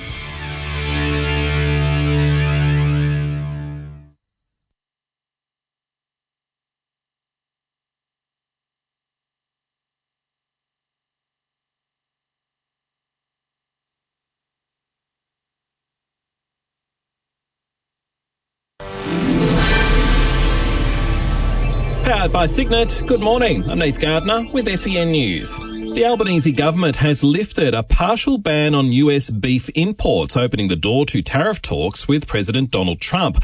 The move could help Australia secure relief from steep US tariffs on steel, aluminium and other exports, while On 9, Labor's Amanda Rishworth insists safety protocols for imported meat will remain intact. We will not compromise on biosecurity. That review has been undertaken, and the Department of Agriculture, Fisheries and Forestry believe that there are the right controls in place in the US. The coalition is questioning if the decision is designed to appease Donald Trump. New legislation will be tabled in federal parliament today aimed at safeguarding penalty rates for nearly 3 million low-paid workers. It would ban businesses from trading away overtime and entitlements for higher base pay if employees are left worse off overall. But employer groups say the bill restricts flexibility, arguing staff should have more choice in how their wages are structured. In South Australia, a last-minute meeting has been scheduled for this afternoon as public hospital doctors strive for a pay rise. If talks fail, they'll walk off the job next week. E-bikes and e-scooters could soon be banned on Melbourne's public transport because of the risk of lithium-ion battery fires. Recent fires on trains in Victoria and New South Wales prompting the proposal. And a doctor charged over the death of Friends star Matthew Perry has pleaded guilty to the illegal distribution of ketamine. SEN Sport is next. The deadline for Melbourne to decide if it will appeal defender Stephen May's 3-week ban is looming. The D's have until midday Victorian time to lodge appeal proceedings over the collision that concussed Carlton's Francis Evans. Meantime, the Blues will be boosted by the return of Harry Mackay and Blake Acres for tonight's clash against the Hawks. Hawthorn's Finn McGuinness, meantime, has been replaced by Will Day.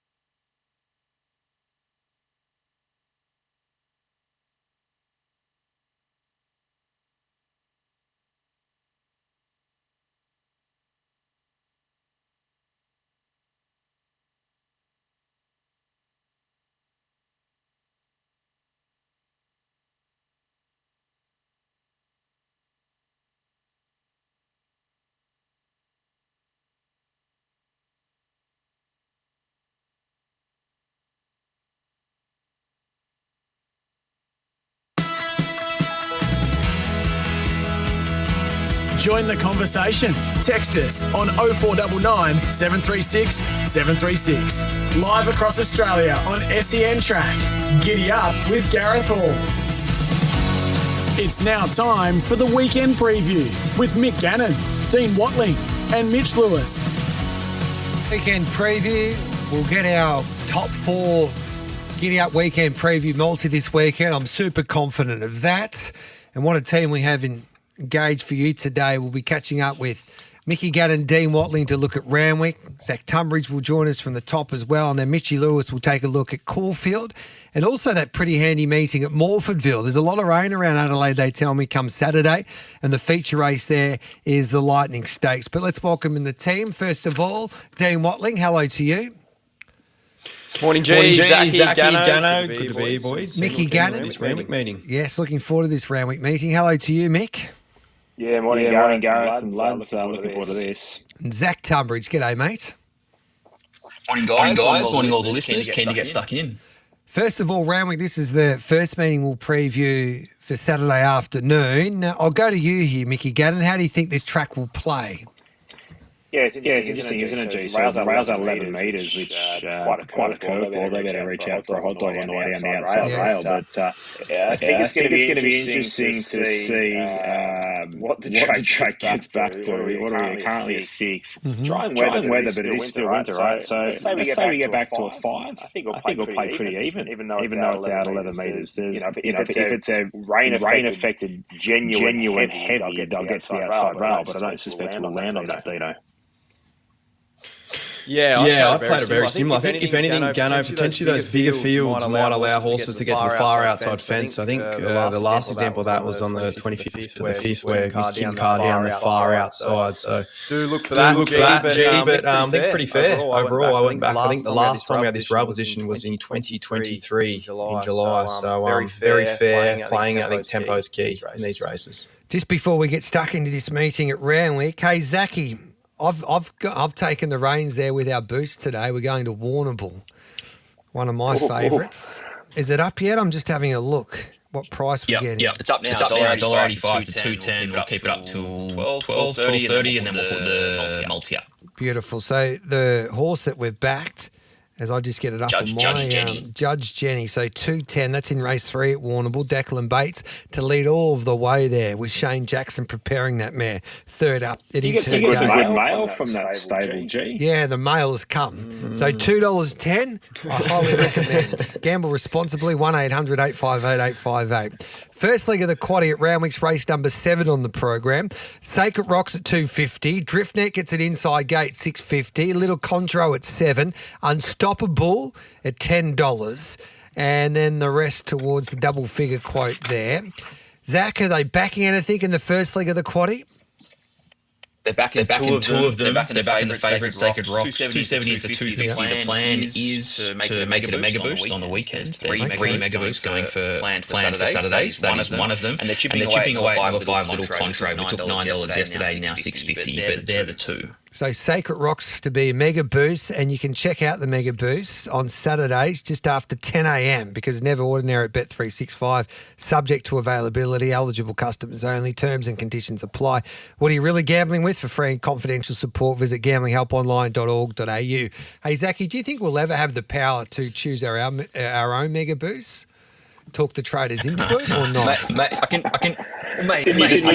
you the ones that they're planning on planning on doing. Nazwa has been chips in on the first round, and that is planned to be a mega boost. Sacred Rocks and Jimmy the Bear. So Jimmy the Bear's like $1.60. If it stays that, we'll probably give $2.50 or so. That's the plan. I love how you look to the left there because we can see you. We're streaming live on the SEN app and also our Facebook page and YouTube, and you just had the traders. Look at the traders like you're like a little kid that did something wrong. Yeah. Oh, it's good. Who's tipped in this race? I've lost my train of thought. Whose turn is it? Have you both tipped? I'll take it away. We haven't tipped yet. We haven't got near it. We've just done a market, G. Yes. Driftnet, Silence, what do they do with Sacred Rocks? 1,400 metres back to 13. They went back over 14 for the wide gate and a rope claims 2. Suspect they're going to be negative again. So I can completely understand why the 365 traders are happy to take it on. And I see Zach's just making some notes there to send to the traders. So he's up and about. I think Sacred Rocks is clearly the best horse in the race, whether or not it gets the luck necessary to win. That's a different story. Little Contro is probably a horse I can be with. 7 day back up, got too far back last time, can win the race. Had it marked closer to $5, and what are we getting around $7, Dino? Not a race I'm overly keen on that. Yeah, I think you summarised Gano. I think whatever happens in the first 200 metres probably sums up Sacred Rocks' race. What I do like, I mentioned off the top, was a bigger field, potentially get to the superior outside lane. So I can't see him going all the way back to last year. 4th up now. If you want to progress for the grades, I think going back to last just gets rid of all your chances. So Anna O'Brien, 2 kilo claim. I think they're probably praying for somewhat of a 3-wide line. If they get that sort of just off midfield, I think Sacred Rocks is the winner. Do you want to take that price? I think we wait and we get better on Saturday, G. So Sacred Rocks on top, but wait for a little bit of a juicy drift come race day. And you'll get that with the Bet Boost after 10 o'clock there with Bet365. Now, race number 8 is the benchmark 88, and it's over the 1,100 metres on Saturday. Now, looking at the market, Tarpaulin, the driver, and he's been one of our favourites throughout our time here on Giddy Up. Obviously, James Cummings is driver, so this was the final time we got him on the radio with James wrapping up his tenure there at Godolphin at the end of the month. And he's, without hesitation, Tarpaulin with his $100 this weekend. It's at $4.40 with Bet365. Bundina at $6. Storm the Ramparts at $7. Lulu Mon at $7. The Black Cloud at $7.50. And then we go out to World Alliance at $10. High Dubai at $10. Who are they backing here, Zachy boy? They're back in threes and Tuple is very firm. Fives into 440. Bundina, we took nines yesterday. It's now 6. Was 650 about 20 minutes ago, and they're chipping away a tiny bit on World Alliance at about $10. But looks good race. Yeah, I just wanted Dino and Mick to give me the green light that Barrier 1 won't be a problem come Saturday. Dino? No, it won't, G. And the reason is you got Zachy Lloyd off. I love you, Zachy. I love you the best, Zachy. You're the best. Oh, Zachy, I love you. You wanted the reason, G. Back from Europe, gallivanting over there. Are you having a whack at race? What's going on there? No, just because she sacked you, Dino, you don't have to be unfair to Rachel. The old alley is too good. I'm only joking, folks. I think it's Dino. Is it true that you're going to hire the driver? You're giving the driver a gig, G? Well, I'm talking to his management. He has got more connections. He's got more connections than anyone I know. He's got more contacts than the White Pages, and he gets more mail than the Australian Post because of his. And he's a better driver than you. Yes, and he knows everybody, and everybody loves him. So he might be our mailman. I think we need someone like that on the show, don't we? Like someone that gets strong mail. That can give us talent. Correct. And no one knows who he is. Not a format of this in between. Yep, just the person that gets like, I've got mates like that get good mail and they don't like to give away their sources, which is a problem. So, but I think the driver's such a cold hero these days that we can give him a segment somewhere. But yeah. Love it. Sorry, Dino, take it away. I've got it on top, boys. I think it's the big enough price to find out. I think the big gear change here must go on. So that doesn't fix the horse. It's got figures here that blow the rest of these rivals away. Just got to turn up and get a little bit of luck. So it's a really good race, Gano. I think you can find plenty of angles. Interested to see where the market goes, but I lent the way of Tuple and with a touch of confidence. Yeah, just unproven on a dry deck, which is my concern. It's only 2 to 1 to come on a heavy, so leave me out of here, albeit right place, right time, 52 kilos, and if it beats you, it beats you. So like more than that, no knock on the tip at all. I was just with Lulu in mind. I like the angle of two back, really good, beating Storm, the ramparts, high Dubai. It was unsuited last time just to get some pack of the day back on the ride, and now gets here to barrier 3. And I think Alicia Collett's, ridden this well. Sorry, Jockey's ridden this well for a win in the past, and it was right place, right time. $7 is a bet for me. Beautiful. Hey, we'll take a quick break. That's halfway through the quaddie. We'll come back and have a look at races 9 and 10, plus some of the other races there at Randwick on Saturday.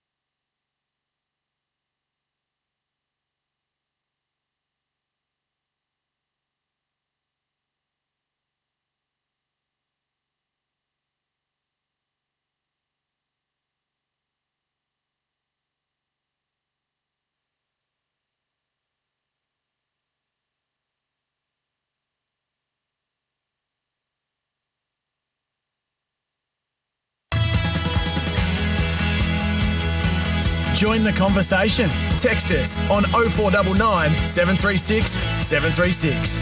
Live across Australia on SEN Track. Giddy Up with Gareth Hall. Welcome back to Giddy Up. Great to have your company on this Thursday morning. This is the Giddy Up weekend preview. And if you love your Quinellas, exactas, trifectas, first fours and quaddies, Top Tote Plus is the only way to play with Bet365. And this Saturday, you'll be paid out at the highest national tote for all exotics at Caulfield, Randwick, Doomben, Morphettville and Belmont. That's 45 races because it's never ordinary at Bet365. Selected meetings and eligible customers only. Terms and conditions apply. What are you really gambling with? For free and confidential support, visit gamblinghelponline.org.au. Race 9 at Randwick, you've got Casil that's flying at the moment for the informed Peter Snowden at 420. Regimental Colours was on speed the other day and was okay, 650. Living Thing didn't have the best of luck at $7 last start. Then Break 3 is at $8.50 and Ran 10, I reckon, was an eye catcher late. And they're backing at $26 into 10. Has he been the best back galloper in this race, Zach Tunbridge? There's plenty going on. I've just got a message from our head of trading saying, can you pop over for a sec? So that's maybe he's listening in. Nice going, Zach. I'll tell you. Cassiel, very well supported, 650 into 420, was 460 about 20 minutes ago. Regimental Colours is friendless on the drift. They're backing Ran 10, like you said. We took $26 yesterday. That was snapped up pretty quickly and moved into 10s, and Living Thing, a little bit for it. But the favourite's pretty well supported despite the wide gate. Yeah. Will he have to do too much work there to cross here, Mickey G? Yes. Yeah, I think so. This is not much of a race, is it? Like Benchford 72 on Saturday. Some of these horses, shouldn't be here on a Saturday, to be quite frank. The only edge that I can find, and I've spent far too long on this race, is looking at a horse like Living Thing that was, been racing in Trio Benchmark 72 company last start. It was just keen to put for a run in the straight, and I think we've probably very senior jockey on barrier 2, right place for right time for Giddy in regards to the speed map and soft seats on that Randwick. Kensington, three back is more than enough to win this race. Blinkers go on first time as a sign of entry, so ticks a few boxes. Living Thing, I'll lean that way in a race I'm not overly confident in there. Yeah, I think you summed it up well. It's a race that I spent way too long on. What I kept coming back to was even field, therefore runs in transit is probably going to be key. And who gets the best run? I think Regimental Colours gets the best run. I think the form's solid enough, only 1.1 off King's Secret last start, Deal 2, so somewhat get a form guide. Earlier on in the day, and you go back to, yes, it was Hawkesbury, but beat a horse called Against the Law who came out to win since. So somewhat provincial form, but I don't think this is a metro race. So on top for me, the 12 Regimental Colours, G-Man. Let's have a look at race number 10. And I think one of the better bets on the program comes up here. I'll be interested to see what you boys have to say. And the favourite is Punton. What do you do with him? Do you ride him back like they did the other day? It wasn't obviously the plan, but he finished off strongly and he's been dominant on pace as well. He's the $3 favourite. Pure Alpha got run down the other day by Mr. Kipchoge, and Pure Alpha's at $5.50. Mr. Kipchoge's at $8. Miracle Spin $11. The Western Front, different form lines for Lindsay Park coming into this contest at $11. And then Kazalark at $12 here. Zach Tunbridge, are they backing anything in the last at Randwick Saturday?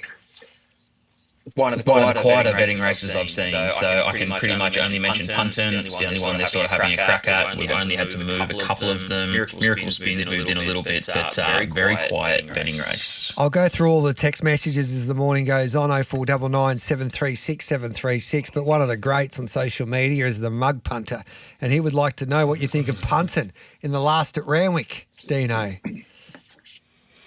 Yeah, it's a good chance. Obviously, look at the market. He's sort of inside, outside, a little bit of Billy Slater in the Origin when he sort of turned inside, turned outside last field. So you're getting like Wayne Hawkes with your analogies.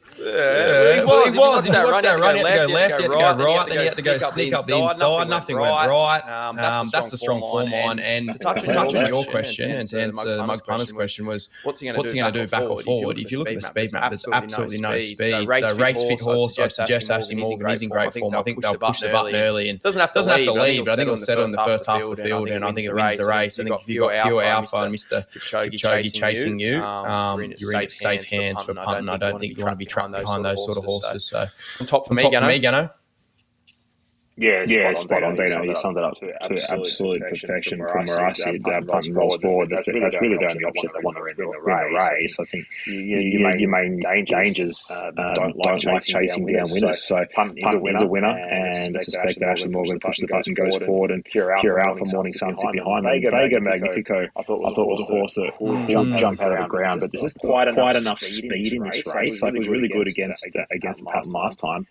So maybe they're a bit more positive, but I just don't think they run down punting out in front. I think it was the race. Pure Alpha probably runs a great second, and Vega Magnifico can definitely figure maybe we back that horse third up.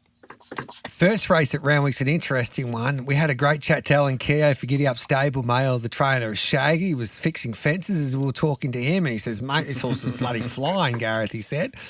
He's got to beat Nazwa, who Dino was all over at the trials and won like a good horse at 2:10. And Brad would have indicated to us that it's more likely than unlikely, but it's no guarantee that Nashville Jack will start in that race. And he's at $6. So are they backing anything here, Zach Tunbridge, in an interesting opening race there at Randwick Saturday? They are absolutely chips in on Nazwa. Probably the best back runner of the day. Was 280 yesterday, which when we went up to 10. Plan is for a mega boost, but if it keeps firming, I guess you're probably going to still get a nice price. But they are all over Nazwa. Dino? Yep, I'm joining in the parade. I thought it was outstanding. Visually debut last couple of weeks ago at Gosford, their G, and then you look at the time. So it's ran sort of three lengths faster than Caesar on the day, and then 4 or 5 lengths faster than the older horses in the last. So it's not just doing it visually, it's backed up on the clock. Typical Snowden gallopers, they improved second up. I think it's wins this race. I was against Shaggy. Did Alan suggest anything about the plain trial, his first trial, G, he had a trial looked awful, had sort of 4 weeks off, looked a little bit better. Yeah, he said he just went, he had a trial 6 weeks ago. He said he was happy with both trials, really. Even the last start, he was over the moon. He goes, he worked him the other day. He said, mate, I worked him the other day, and he just felt like a beast, like he's come back heavier, stronger. And he said he's going to have $100 straight out. He goes, good luck, Pete Snowden. No, he respected Pete Snowden's horse, but he was a good chat. He didn't swear this time, Al, which is good. That's disappointing. No, he's one of the great characters. But he gave a great push for Shaggy. Yeah, I'm somewhat against trial. Yeah. I thought it was a good trial. I thought the second trial was okay as well against Kentiamo, but I think 1100 metres high pressure race first up. I'm just a little bit concerned of that. I know it gets in line the claim. Nashville Jack overturns up because I thought it was in a world of pain from the inside draw with plenty of speed. I just think that's why Scott B's covered. The price is the issue. Gano, not sure what price you marked it at. It marked around 220, so getting very short now. Yeah, mate, I had it at $3.20. There you go. So definitely not bet for me.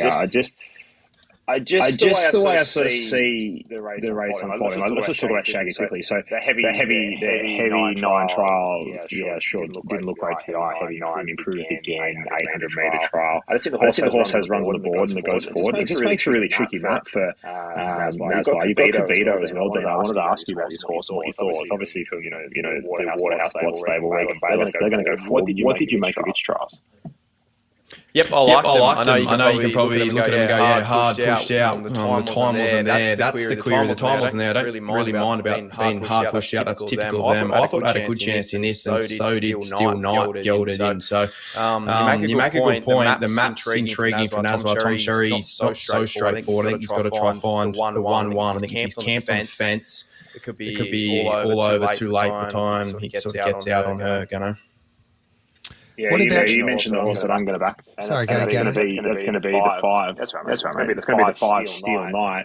I just think gets a camp off now as well. Kavito and Shaggy. I think those three will just be going like last week's pay, and I think there's an opportunity there for Steel Knight, who's gelded off 2 nice trials, and it was okay down there in the Black Opal, but put away after a career pay, gelded 2 nice trials, and I just think you get the right price to find out where that's to 100% as well. That $3.20 that I have now got marked, and it's not necessarily everyone go, oh, why don't you bet it's $3.20? It's kind of not how the game works, but I'll take Steel Knight at $10 on an each way basis there. I'm a punter, not a bookie. And if I was a bookie, I'd be doing exactly as Zach and his mates are, and I'd be taking it on. It's not the game unless you get to Zach nice and early for the boost, and you can talk Zach into telling the trainers to give us the mega boost that we want. Zach's last finished. Anyway, any opinions on any of the other races we haven't touched on? We've got the Midway, the Highways. There's a couple of handy enough races in the middle part of that program. Dino, do you have an opinion there? I thought race 5, number 4, Diamond Lil was one of the better bets of the program. Getting very short now, but this looks like it's rinse and repeat. 2 from 2 track and trip. Looks good. Gano, anything else from you? I'll take the Midway again. I think Calista can win the race. The wide barriers are concerned, but 600 metres probably finds a race that she can win. Although you have to forgive her last time. Just looking at her SP here last time in basically the same race. Remember, she was absolutely back from that. She started $2.45. She gets a very simple setup this time. Sure, the barriers are different, but if you remember last time, the barriers probably ended up. She had interference, was held up. So negative, so she'll get to the outside and be able to whip home, and she's $4.40 this time. So I think we take a bit of confidence with that, and Clifton can win. And look outside of that, I think she's unusual. Probably wins race 6. Just find that horse by default. Yeah, James wanted to know. He's weighing up between She's Unusual and Piggyback. So there's your answer. She's Unusual, $3 there with Bet365. Hey, Zach, any market movers in those races in the early part of the card there at Randwick? Yep. So the ones you just mentioned, Callistamon, easily the best back Midway. She's Unusual. We were 460 yesterday. It's now 320. O'Diamond Lil, you mentioned, also well supported. Probably the only one I'll mention is Star Deal in that benchmark 72 in racing. But the boys have all mentioned all the ones I had. Now tell me this, boys, what's your best bets? And then I want your nomination. And I'll see if I give it the green light or not for the Bet365 Giddy Up Weekend Preview Top 4 multi. Oh God! I led the way again. Best bets. Yep. Did you go last week? I think it was scratch, but still. It was scratch. Yeah. Two scratchings last week. So that's another thing you got to take into mind. You got to make sure that you don't have any of these horses that might get scratched because of the weather. So we need to be better at that at the selection table. That was disappointing. Yeah. Best bets for me. Go, Dino. Did you? Yeah. Sorry, best bets for me. Race 1, number 7, Najwa is the best, and then race 10, number 6, Punt. They're the two best. Do you want my top 4 now, G, or at the end? No, now, please, because we're about to say goodbye. All right, race 1, number 6, Miwa, top 4 down at Caulfield, G. I think Sydney's great favourites up there. I don't want to get value. I think this horse will run top 4 down there. I know you had Nick on. No, it's 2-year-olds. These are my lane. That is your lane every day of the week. From them. I love it, Dino. So you're going to Caulfield, Miwa. Nice. $1.80 top 4. Thank God someone's gone for a little bit of value instead of me putting my neck out to help boost the price. So thanks for that, Dino. I appreciate it. $1.80 top 4. Anything else in Melbourne before we say goodbye? No. That's it. Stay my lane. Mickey Gannon, what are you doing, brother? I've been having a shocker for the family, so I'm going to throw Randwick race 6 on the horse number 5. She's Unusual in there to run top 4, and I'll sleep well on Saturday night, knowing that hopefully I got the job done for the team. Beautiful. Any best bets there in Sydney? Yeah, race 3, number 6 in summer, gets to 800 metres, gets a better draw. I think it should be winning this race, has far better ability than the rest of these. Race 5, number 3, Green Shadow, value play of the day. I think it gets a really suitable setup this time. Race 6, number 5, She's Unusual, and race 8, number 10, Lulu Mon. Really good price to bet that horse around that $7 mark. Male is Chad Warner's joining the team with the Sydney set tonight. Yep, Chad will be on. So looking forward to having a chat with him. He's done plenty of work with Inglis over his time as well. So have a chat about that and put him in perhaps under the microscope and see how good their racing knowledge really is. I think his old man. He's a trainer or they own horses anyway in WA, I reckon, Chad. So he loves his racing. He works for Inglis as well as a a bid spotter, I should say. That's what I'm trying to say. You'd be good at that, Dino, bid spotting. We might actually get you out when we go to Inglis next time around with your beautiful blonde locks. Good on you, lads. Yeah, you need to do that job. Yes. Thanks for that, Mickey. Good on you, Dino and Zach. You're staying with us, but have a great weekend, lads. Thanks, boys. Enjoy. That's a look at Royal Randwick. We'll take a break, and Mitch Lewis will join myself and Zach Tunbridge next to take a look. You win some, you lose more. For free and confidential support, visit gamblinghelponline.org.au.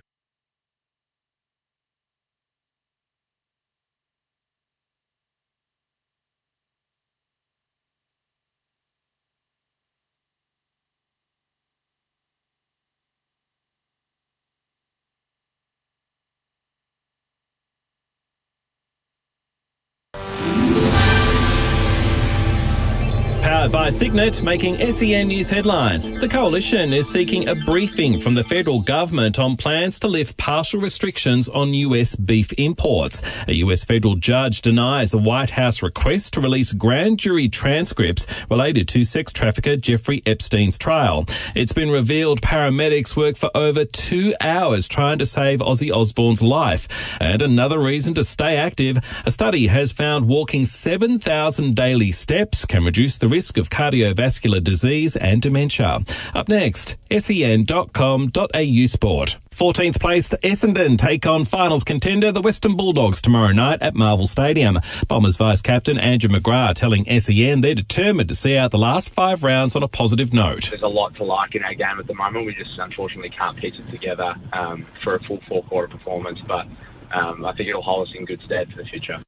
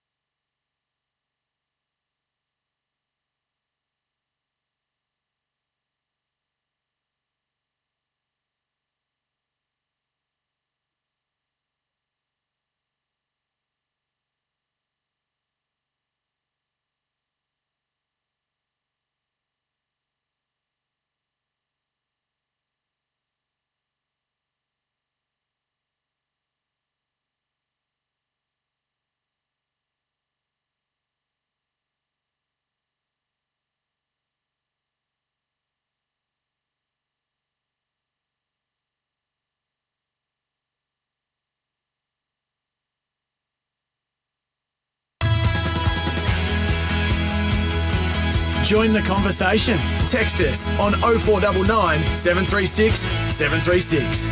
Live across Australia on SEN Track. Giddy up with Gareth Hall.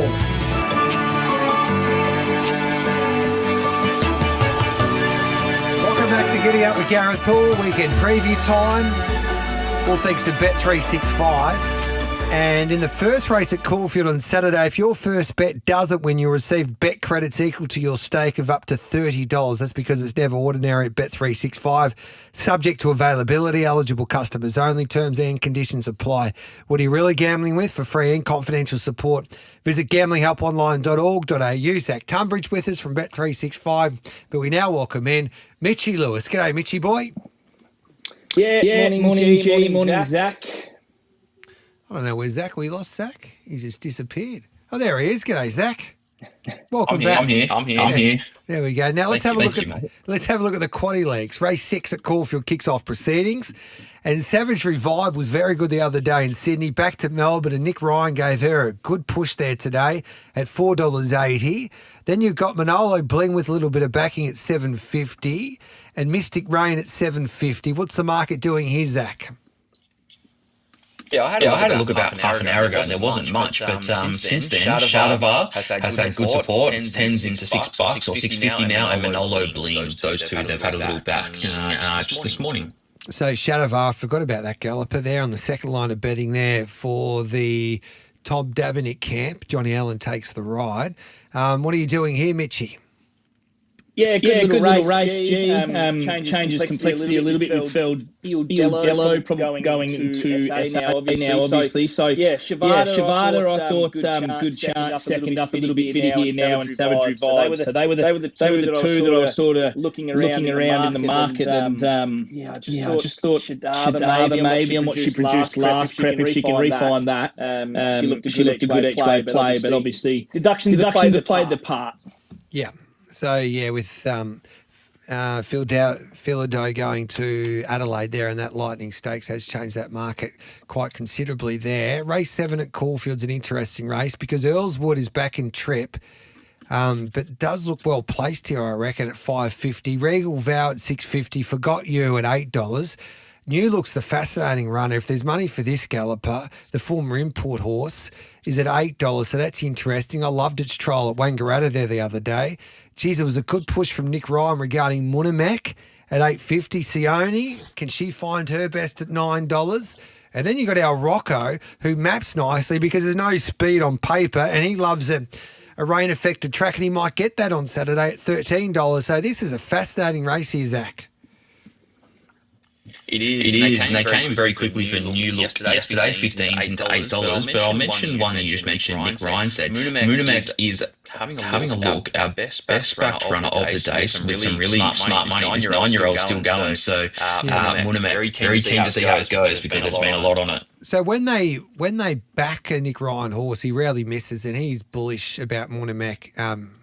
Mitchie Lewis. But my only concern with Munamek when I had a look at the race is that where does he get to? Because it doesn't look to be too much tempo in this race. I don't know if that'll be much of a disadvantage come Saturday with the way that the track will play, but I don't think it sets up that well for him. No, that was my concern as well, G, because especially from 9, he's so good flashing late. Big surprise if he doesn't end up near the back there somewhere. And another one that I fancied was Detonated Jack, but I don't think the inside draw does him any favours. So Ellswood for me, another one of these horses that's going to be out in front, and it's not necessarily that you want to be forwards, but Jeezy gets full control of this race up on speed, doesn't he? Freshen back to 1600 in a wet track suit, so I thought Ellswood probably gets the right run. Yeah, it does look a great race for Ellswood there. And what do you make of the import galloper in New Look? Look, I mean, obviously really good in the trial. I thought maybe further over more. Probably one of these ones that I want to see. So not seen it over the 1600 metres. Better French racing over longer trips. So it was a watch and follow for me. Let's take a break. We'll come back and have a look at the feature race, the Bletchingley Stakes, next.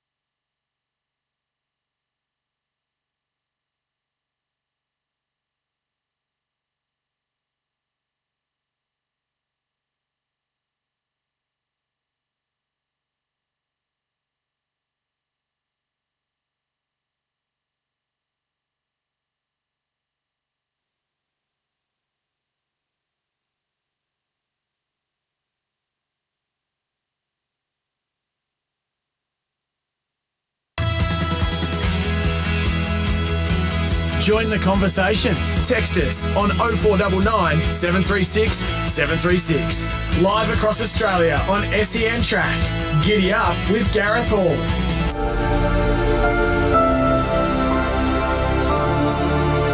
This is Giddy Up with Gareth Hall on the weekend preview. All thanks to Bet365, Zach Tunbridge and Mitchy Lewis with me, and we're previewing the feature race at Caulfield on Saturday, the Bletchingley Stakes. And Barrack Quill's very good on his day. He's first up here, and Will Larkin gave him a good enough push. He's at $3. Bridal Waltz, Peter Moody said this horse is flying. She gets a chance to take on the older horses here. And she's a big chance at $5.50. New York Luster at $6.50. Recommendation at $8. Kin is the best of Godolphin's runners, according to James Cummings this morning at $8.50, and then Yellow Sam at $10. Inhibitions at $11. What are they doing with his favourite here, Zach? Yeah, probably only two to mention here. Barrack Heel and New York Luster. Haven't really moved the price on either of them, but they're only backing the two so far. Barrack Heel and New York Luster. All right, that's interesting, Mitch. Yeah, look, I thought a pretty open race, G. Like Barrack Hill, probably the best horse in the race. But it's just this time of year, first up, long spell. Potentially pretty wet track. He gives away fitness to some of these, which just worried me a tiny bit. Like I said, he's probably the best horse, but I thought the value was New York Luster off that solid first up run. Should improve off of that. I think there was no trials leading up into that. Off the little let up to, and who knows what the rain's going to do. But if we get to a heavy, she's won on that, so that's a tick, and she can win on the soft. So I like the setup here because I think they'll probably go along pretty quick as well. So New York Luster at the value for me. Let's have a look at race 9. Keep You Cool. She's had a wonderful prep this time in. She gets Craig Williams. She's at $4. Pride Pearl with Bet365, $7.50. Sassy Boom at $8. True to Form at $8. And I don't know if LOU will start. It's at $10 in the market at the moment. And New Genius was a big effort the other day. It's had some backing. Shay Nichols pointed out on Giddy Up Stable Mail at $13 here, Zach. Best back runner of the day is Keep Your Cool, $4.80 into $4 for the Mars stable. Very well supported. They're chipping away. Pariah Pearl was a bit of a tough watch last start, but all on Keep Your Cool. Beautiful. What are you doing here, Mitch? Yeah, I like Keep Your Cool. Really good two back behind Zoo Sensation, which I think it's a good form reference. Came out last time in an easier race, but had to do a bit of work from the wide barrier. So maps are a much better run here. Craig Williams on G, so I think it sets up really nicely for Keep Your Cool now. Beautiful. So Keep You Cool, the $4 favourite. Well back to Mitchy Lewis likes Keep You Cool on top in that final event. We'll take a break. We'll come back with our best at Caulfield and also Mitchy Lewis's play with our multi this weekend. Plus we'll have a look at the Lightning Stakes, the feature event there at Group 3 level at Morphettville on a Saturday afternoon.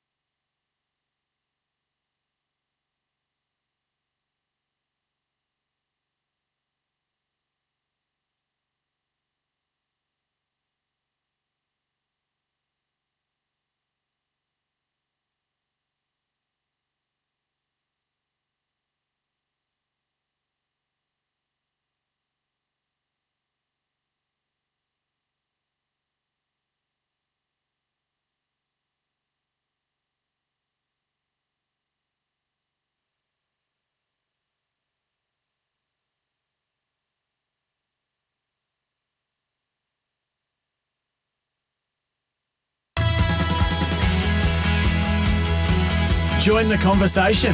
Text us on 0499 736 736. Live across Australia on SEN Track. Giddy Up with Gareth Hall. Welcome back to Giddy Up. This is the weekend preview on Giddy Up on this Thursday morning. Zachy Tunbridge is with us along with Mitchy Lewis. And Mitch, having a look at these early races at Caulfield, I'm looking forward to seeing Nootsy especially. Was impressive at Murray Bridge at its last start. Joe Bowditch and Phillip Stokes. Are they coming for that galloper, Zach, in race 5? Let me have a look. Nootsy. Well, 340. The other one they're backing and probably taking more on his Bossy Bonita. That is the one they've taken more so. And while I'm with you, Zach, this first race, you got Ole Dancer that was impressive on debut at Murray Bridge. Cherish Me was impressive at Geelong before. It just came too quick for her, I reckon, in a Blue Diamond. And Maywa, that's the horse that Dean Watling's tipping there for Nick Ryan and Jamie Mellum at $8.50. Thanks, Gorgeous, at $9. So what do you make of this race from a betting perspective? They're backing Ole Dancer. 340 yesterday into threes. We swapped them around. Cherish Me was the favourite yesterday. That's now 340. And Dino's won. Miwa 850 is pretty much bang on what it opens. So look, they're backing Ole Dancer. Cherish Me's okay. Miwa sitting real firm, but Ole Dancer. And they backing anything to beat Jimmy Boy, Jimmy the Bear. It's stepping up to the 2,400 metres in the third race, the Vobis Gold Stayers. They have. We're pretty much not taking much on Jimmy, even though it's probably going to be a mega on the weekend because it's a very popular horse. But Pounding has had some good support ever since we went up yesterday. So 380, now 350. They chipped away heavily at 360. That'll be a good race, I reckon. He's a good horse to back Pounding in a way. If it's too wet, Peter Moody, as he told us, he'll scratch Mitchy Lewis. But if it isn't, he's right in this contest up to the 2,400. I reckon, even though he's got to prove himself at that trip as well. Who do you like as your best at Caulfield, Mitch? My best G is going to come race 9, number 6. Keep your cool. So I'm pretty keen on its chances. And the other one I didn't mind race 5. Like Nootsy was really good last start, obviously, and we were with that horse. Big jumper. But I thought Salsa Fellow probably suited on these conditions. Good last start run. I'm giving it a good chance there. So they're probably the two, but lead the way of Salsa Fellow. And in race 8 at Morphettville, the Lightning Stakes, this is a great race where you see the 3- and 2-year-olds come together. Fieldello, the wonderful filly there for Toby Lake, trained to Bendigo, goes to Adelaide. She's $5. Sakala at $6. Sir now at $7. Scampy, I think Scampy's going to Adelaide, but we'll find that out a little later on with Kieran at $7. Out of Square at $7.50. Overfull at $9 here. Are they backing anything, Zach? They are. They're backing 2 of them. Fieldello is popular at $8.50 into about 5, but the other one is out of Square. It's nearly half its quote. It was $13 yesterday. It's now $7.50. Mitchy, what do you make of this race?